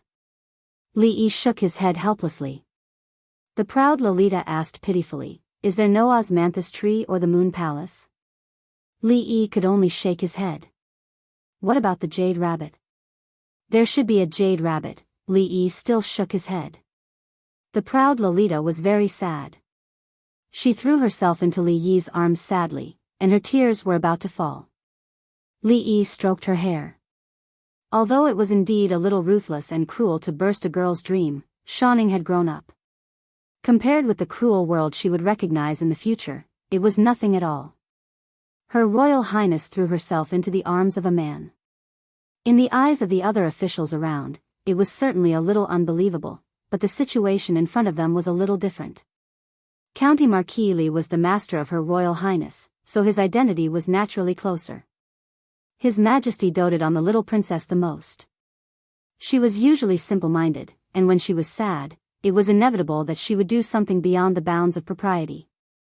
However, everyone deliberately ignored this scene. With His Majesty's love for her, even the censors did not dare to step forward to criticize her. The proud Lolita wiped the non-existent tears, secretly glanced at the master, and then secretly glanced at Brother Drunkard next to him, and generously held the master's hand. He was sad just now, and sad people could have a little preferential treatment. In the field, Li Xian had already taken out a model of the sun and the moon and was fiddling with it. As for Earth, which was the land they were on, Li Yi did not allow him to tell the people present that the land they were stepping on was actually a ball. It was just that a board with the surname Fong was used to replace it. This was to avoid some unnecessary trouble. We know that the sun and the moon are both in the sky. After the sun sets, the moon rises, but this is not absolute. In fact, we often see the situation of the sun and the moon in the same sky, but because the sun is too strong, we can't notice it. There were 3 people from the Academy of Sciences holding the model of the sun, the moon, and the earth respectively. Li Xian stood at the side and waved his hand. After the 3 people moved their positions, according to the order of the sun, moon, and earth, they formed a straight line. When the moon runs to the middle of the earth and the sun, it will block a part of the sunlight, casting the shadow of the moon on the earth. People who are shrouded by the shadow of the moon can't see the sun that is blocked. This is what we call heavenly dog swallowing the sun. This principle was very easy to understand. In addition, there were 3 people there holding the model to demonstrate, and the 4th person lit a candle to simulate the sunlight. Indeed, a black shadow appeared on the earth. Someone stood on the earth and took a look, and immediately came to a realization, so that's how it is. Li Yi glanced at the official. When Li Xian chose the actors, he was too sloppy. This acting was a little exaggerated. Although it was exaggerated, the principle was still the same. He didn't come up with any new theory. He just used the concept that everyone already had to explain the cause of the solar eclipse in a vivid manner. None of the people present were stupid. If they still couldn't figure it out, they wouldn't be here today. Li Xian waved his hand, and the position of the 3 people changed again. Using the same principle, if the moon runs to the opposite side, and the earth is between the moon and the sun, then the moon will leave the earth's shadow. This is what we call heavenly dog swallowing the moon. The place suddenly became a little quiet. After listening to the Crown Prince's explanation, they were surprised to find that the principle was actually so simple. At the beginning, the Crown Prince had already used a very simple example to tell them that the moon itself couldn't shine. Otherwise, there wouldn't be a full moon and a half moon. Although this was contrary to their previous beliefs, the Crown Prince's reasoning was reasonable. They just needed to think about it for a while to understand it. After that, everything else was natural. Heavenly dog swallowing the sun, heavenly dog swallowing the moon, heavenly dog. Even if they hadn't heard the Crown Prince's explanation, they still didn't believe it. If the sun and moon had already been swallowed by the heavenly dog, could it still spit them out? Wouldn't the heavenly dog find it disgusting to stutter so many times? A bunch of nonsense. This is simply a bunch of nonsense. Just as everyone lowered their heads in contemplation and the place became quiet, a voice suddenly rang out from the crowd. An old man walked out from the crowd and said loudly, "The book of history says that only when she is at peace, Judah is subverted, Shen is confused by wine, Bianguan is separated, Tianji is disturbed, Xia abandons Ju Si. It is the new moon of the autumn season." The old man looked at Li Xian and said indignantly, "Every heavenly dog swallowing the sun means that the Son of Heaven doesn't cultivate virtue, and the heavens are warning, this is?" Li Xian looked at him and asked. The old man said righteously, "I am the imperial astronomer. The book of history says." Li Xian looked at the imperial astronomer, took out 2 pieces of silver, one big and one small, and held them in his fist. He looked at the old man and asked, "Then did the book of history say that if I let go, which of the 2 pieces of silver in my hand will fall first?" Note, the imperial astronomer's superior is called the imperial astronomer.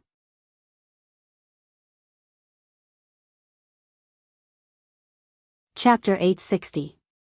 It was within everyone's expectations that the imperial astronomer would stand up to refute the Crown Prince. Stargazing, divination, and calendar calculation had always been the duty of the imperial astronomer. The Crown Prince's words just now were reasonable and his demonstration was vivid. Even those who did not understand astrology would be convinced. However, this was tantamount to smashing the reputation of the imperial astronomer. In other words, it was destroying the faith of those who had devoted their lives to it.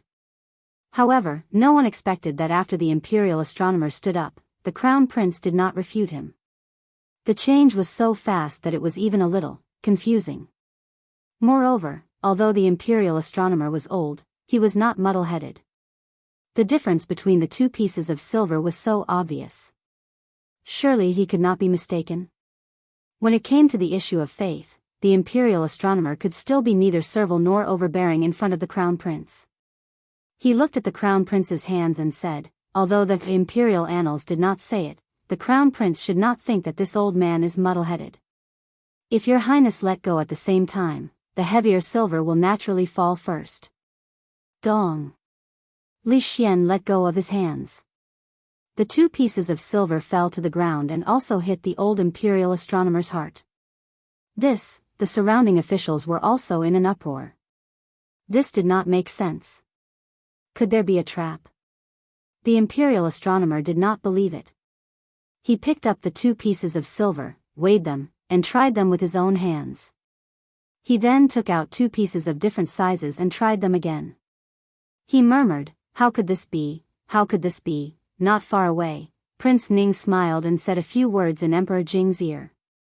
Emperor Jing was slightly surprised, but a smile also appeared on his face. This child, Zheng Zumo pulled on Li Yi's sleeve and asked curiously, "Why?" Li Yi turned his head and glanced at her.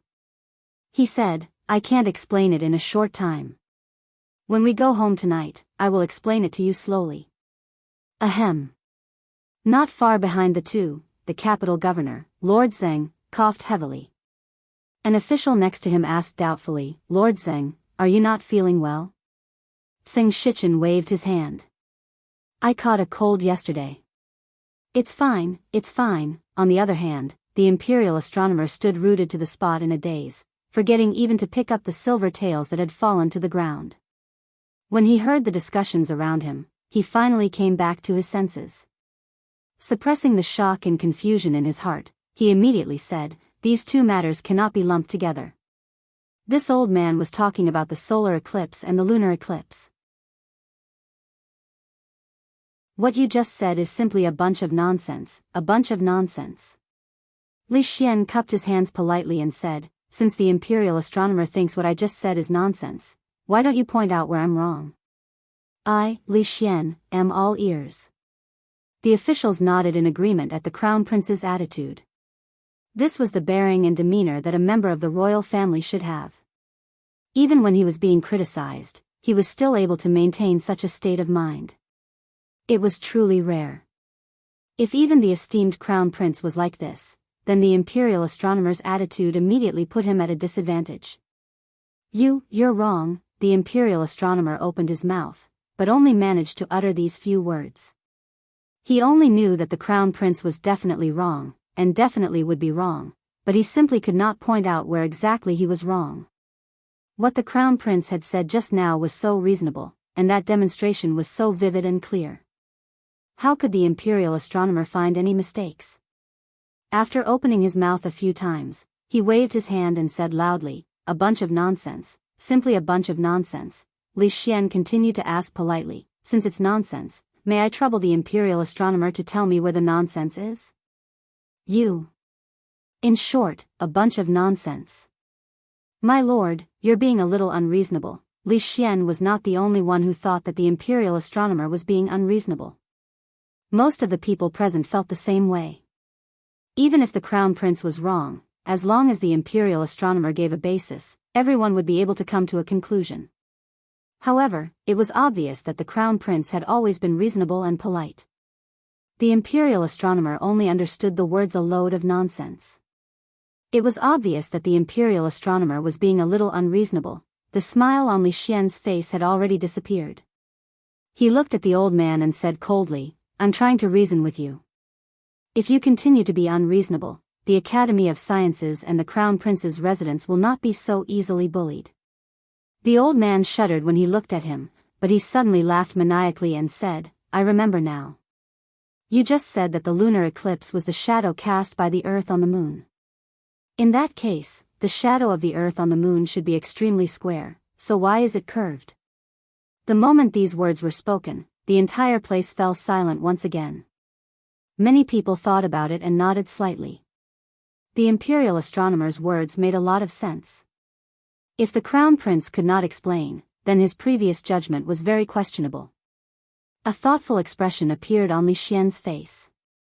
He nodded and said, "What you said makes sense." A smile appeared on the imperial astronomer's face. So you admit that you're talking nonsense? Li Xian thought for a moment, then said, "It's all thanks to the imperial astronomer's reminder. Since the sun is round, the moon is round, and even Mars is round, and all the stars we see with this object are round, why can't our Earth be round in the same starry sky?" He suddenly clapped his hands and said in sudden realization, "That's right, no wonder the shadow of the Earth on the moon is curved. No wonder we can only see far by climbing high. No wonder the horizon is also curved when standing by the sea. No wonder we always see the mast before the hull of the ship when sailing from the sea. Perhaps the Earth beneath our feet is also a big ball?" The imperial astronomer stood where he was, the crown prince's words echoing in his mind. Then, there was a buzz. "Hee, a bunch of nonsense, a bunch of nonsense.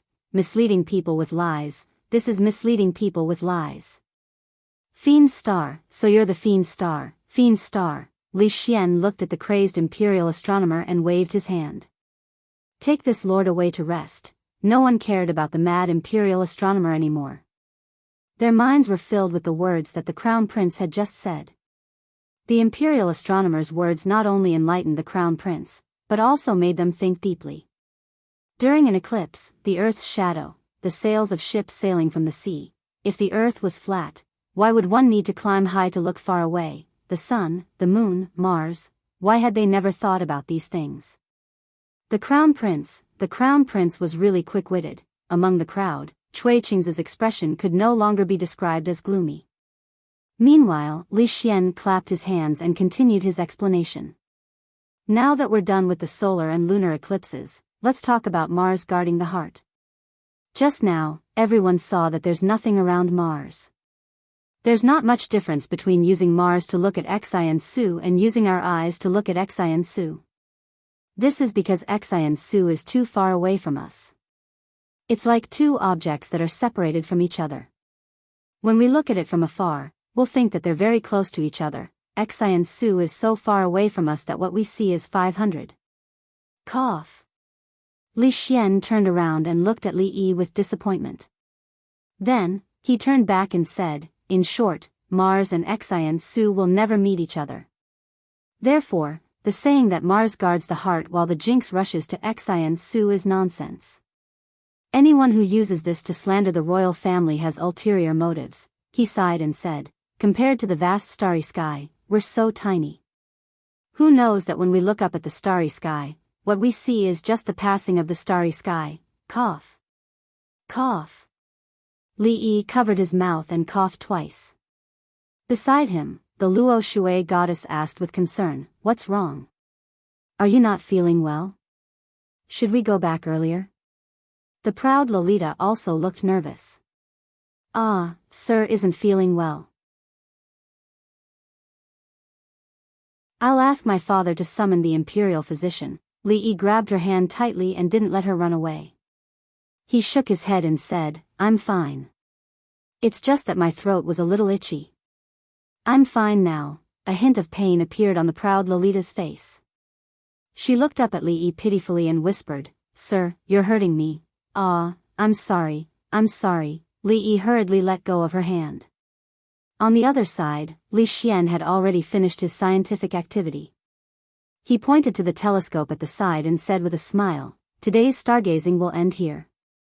If anyone still wants to see the full picture of Mars, please go ahead." As soon as he finished speaking, the crowd surged towards a certain direction.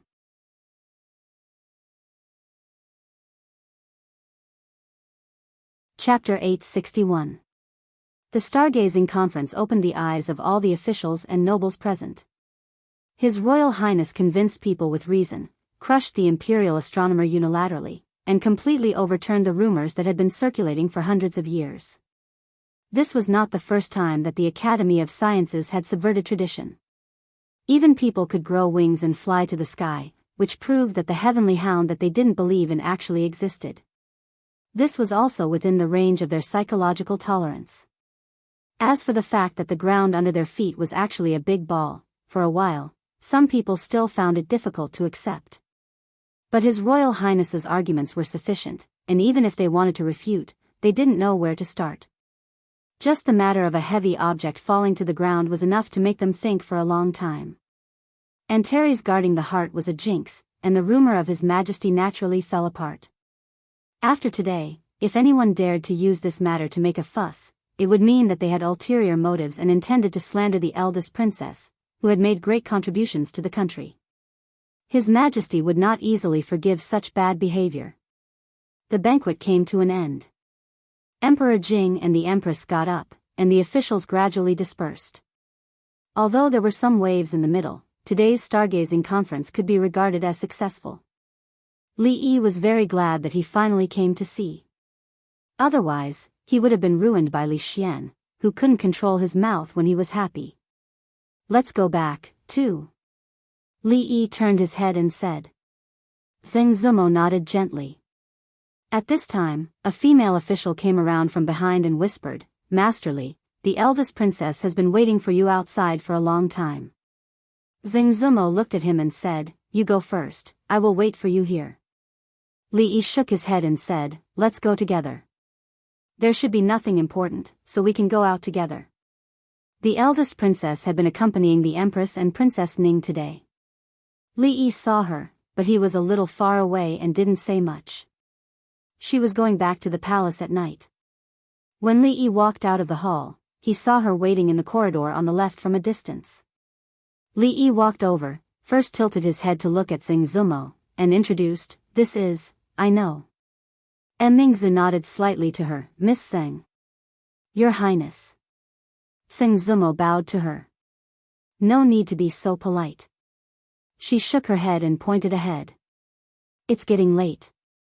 Let's talk as we walk. She didn't say anything about the cross-dressing goddess of Luo Shui, nor did she ask anything about it. As a result, Li Yi didn't even have the chance to explain himself. She walked in front, and after a few steps, she looked back at Li Yi and said, You've worked hard for this matter. What are you talking about? Li Yi shook his head. Moreover, the one who's really suffering is Li Xian. If we don't let him say what he wants to say, it must be very uncomfortable. After tonight, the Chui family shouldn't be able to cause any more waves. Are you sure the Chui family is behind this? What else? Li Yi waved his hand and said, Don't worry too much. After this time, they have almost no other tricks to play. However, we still need to be on guard. After all, a cornered dog will jump over the wall, and a cornered rabbit will bite. In the next 2 days, there should be some rebound, but you don't have to worry about this. Tonight's stargazing gathering was only to shut the mouths of the discerning people in the court. The most important thing was the ordinary people who didn't know the truth and were easily incited by evil people. After today, they must strike while the iron is hot and completely reverse the public opinion. Then, if you need anything, just tell me. She looked back again and boarded an extremely luxurious carriage. I'm leaving. Li Yi waved to her. Fong and the sloppy old man had returned, and the carriage was parked not far away. The two of them had roasted chicken in one hand and fine wine in the other, leaning against the carriage and chatting enthusiastically against the moon. Li Yi was about to walk over, but Zheng Zumo shook her head and said, Anyway, it's not far. Let's walk back. Li Yi waved to Fong, who was driving the carriage, and the carriage slowed down. It didn't get too close and hung far behind them. Zheng Zumo looked in the direction where the carriage disappeared and murmured, It's really not easy for a woman like the eldest princess to govern such a large country like this. Yes. Li Yi nodded. If she gave birth to a man, she would definitely be emperor material. Zheng Zumo tilted her head and glanced at him. You're the one who doesn't want her to give birth to a man, right? Li Yi thought about it carefully and felt that he really couldn't accept it. He looked at her again and said, It's fine if she's a man, but it's also a different feeling for a woman to dress up as a man. He reached out and pinched her chin. Come, little brother, give me a smile. A figure walked out of a shop on the side of the street. A smile had just appeared on her face and she was about to greet him, but she quickly retracted her arm halfway. Li Yi looked at Lin Wanru who had walked out of the shop. Lin Wanru stood on the steps and looked at him. Well, I'll take a look and go back later. She turned around and walked into the boutique again. Goddess Luo Shui blushed.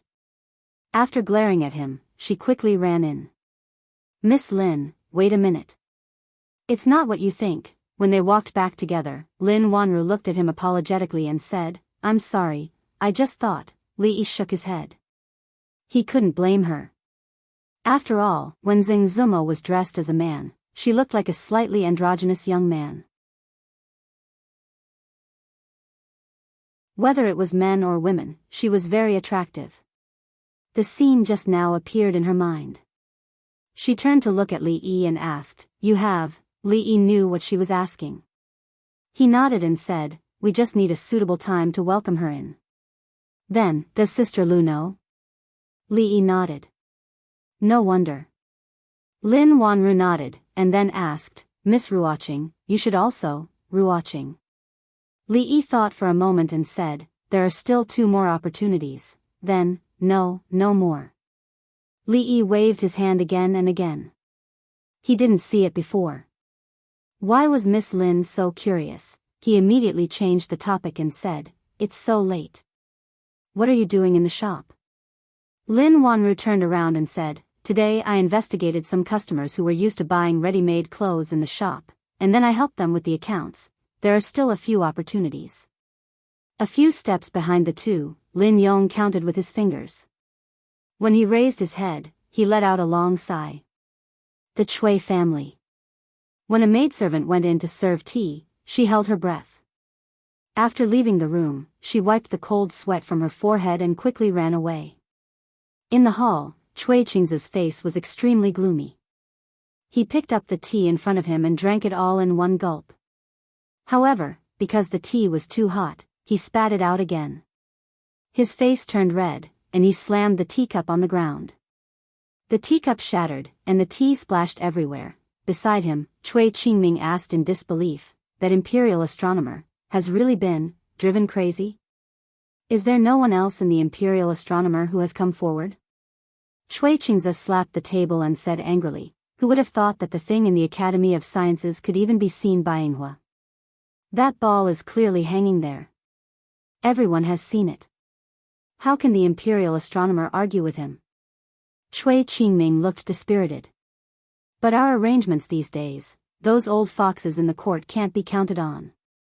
Chui Qingze waved his hand and said, While the matter of the stargazing conference hasn't spread, let's add some fuel to the fire. After doing so much, there has to be some splash. Chui Qingming nodded and said, I'll arrange it right now. After Chui Qingze sat down, he asked again, Where's Qing Duo? Why didn't I see him last night? Chui Qingming said, Qing Duo went out to drink with his friends. The Chu family still needs to be maintained. He has a good relationship with the second son of the Chu family. In the evening, he met a few friends, and it seems that he went to the Drunken Moon restaurant. Chui Qingze nodded, and his face looked a little better. Qing Duo is quite sensible to think of this. All right, you can go back to your work. After Chui Qingming left, Chui Qingze walked out of the room and asked, What is Madam doing at night? A maid at the door immediately replied, Madam said that she was not feeling well, so she went back to her room early to rest.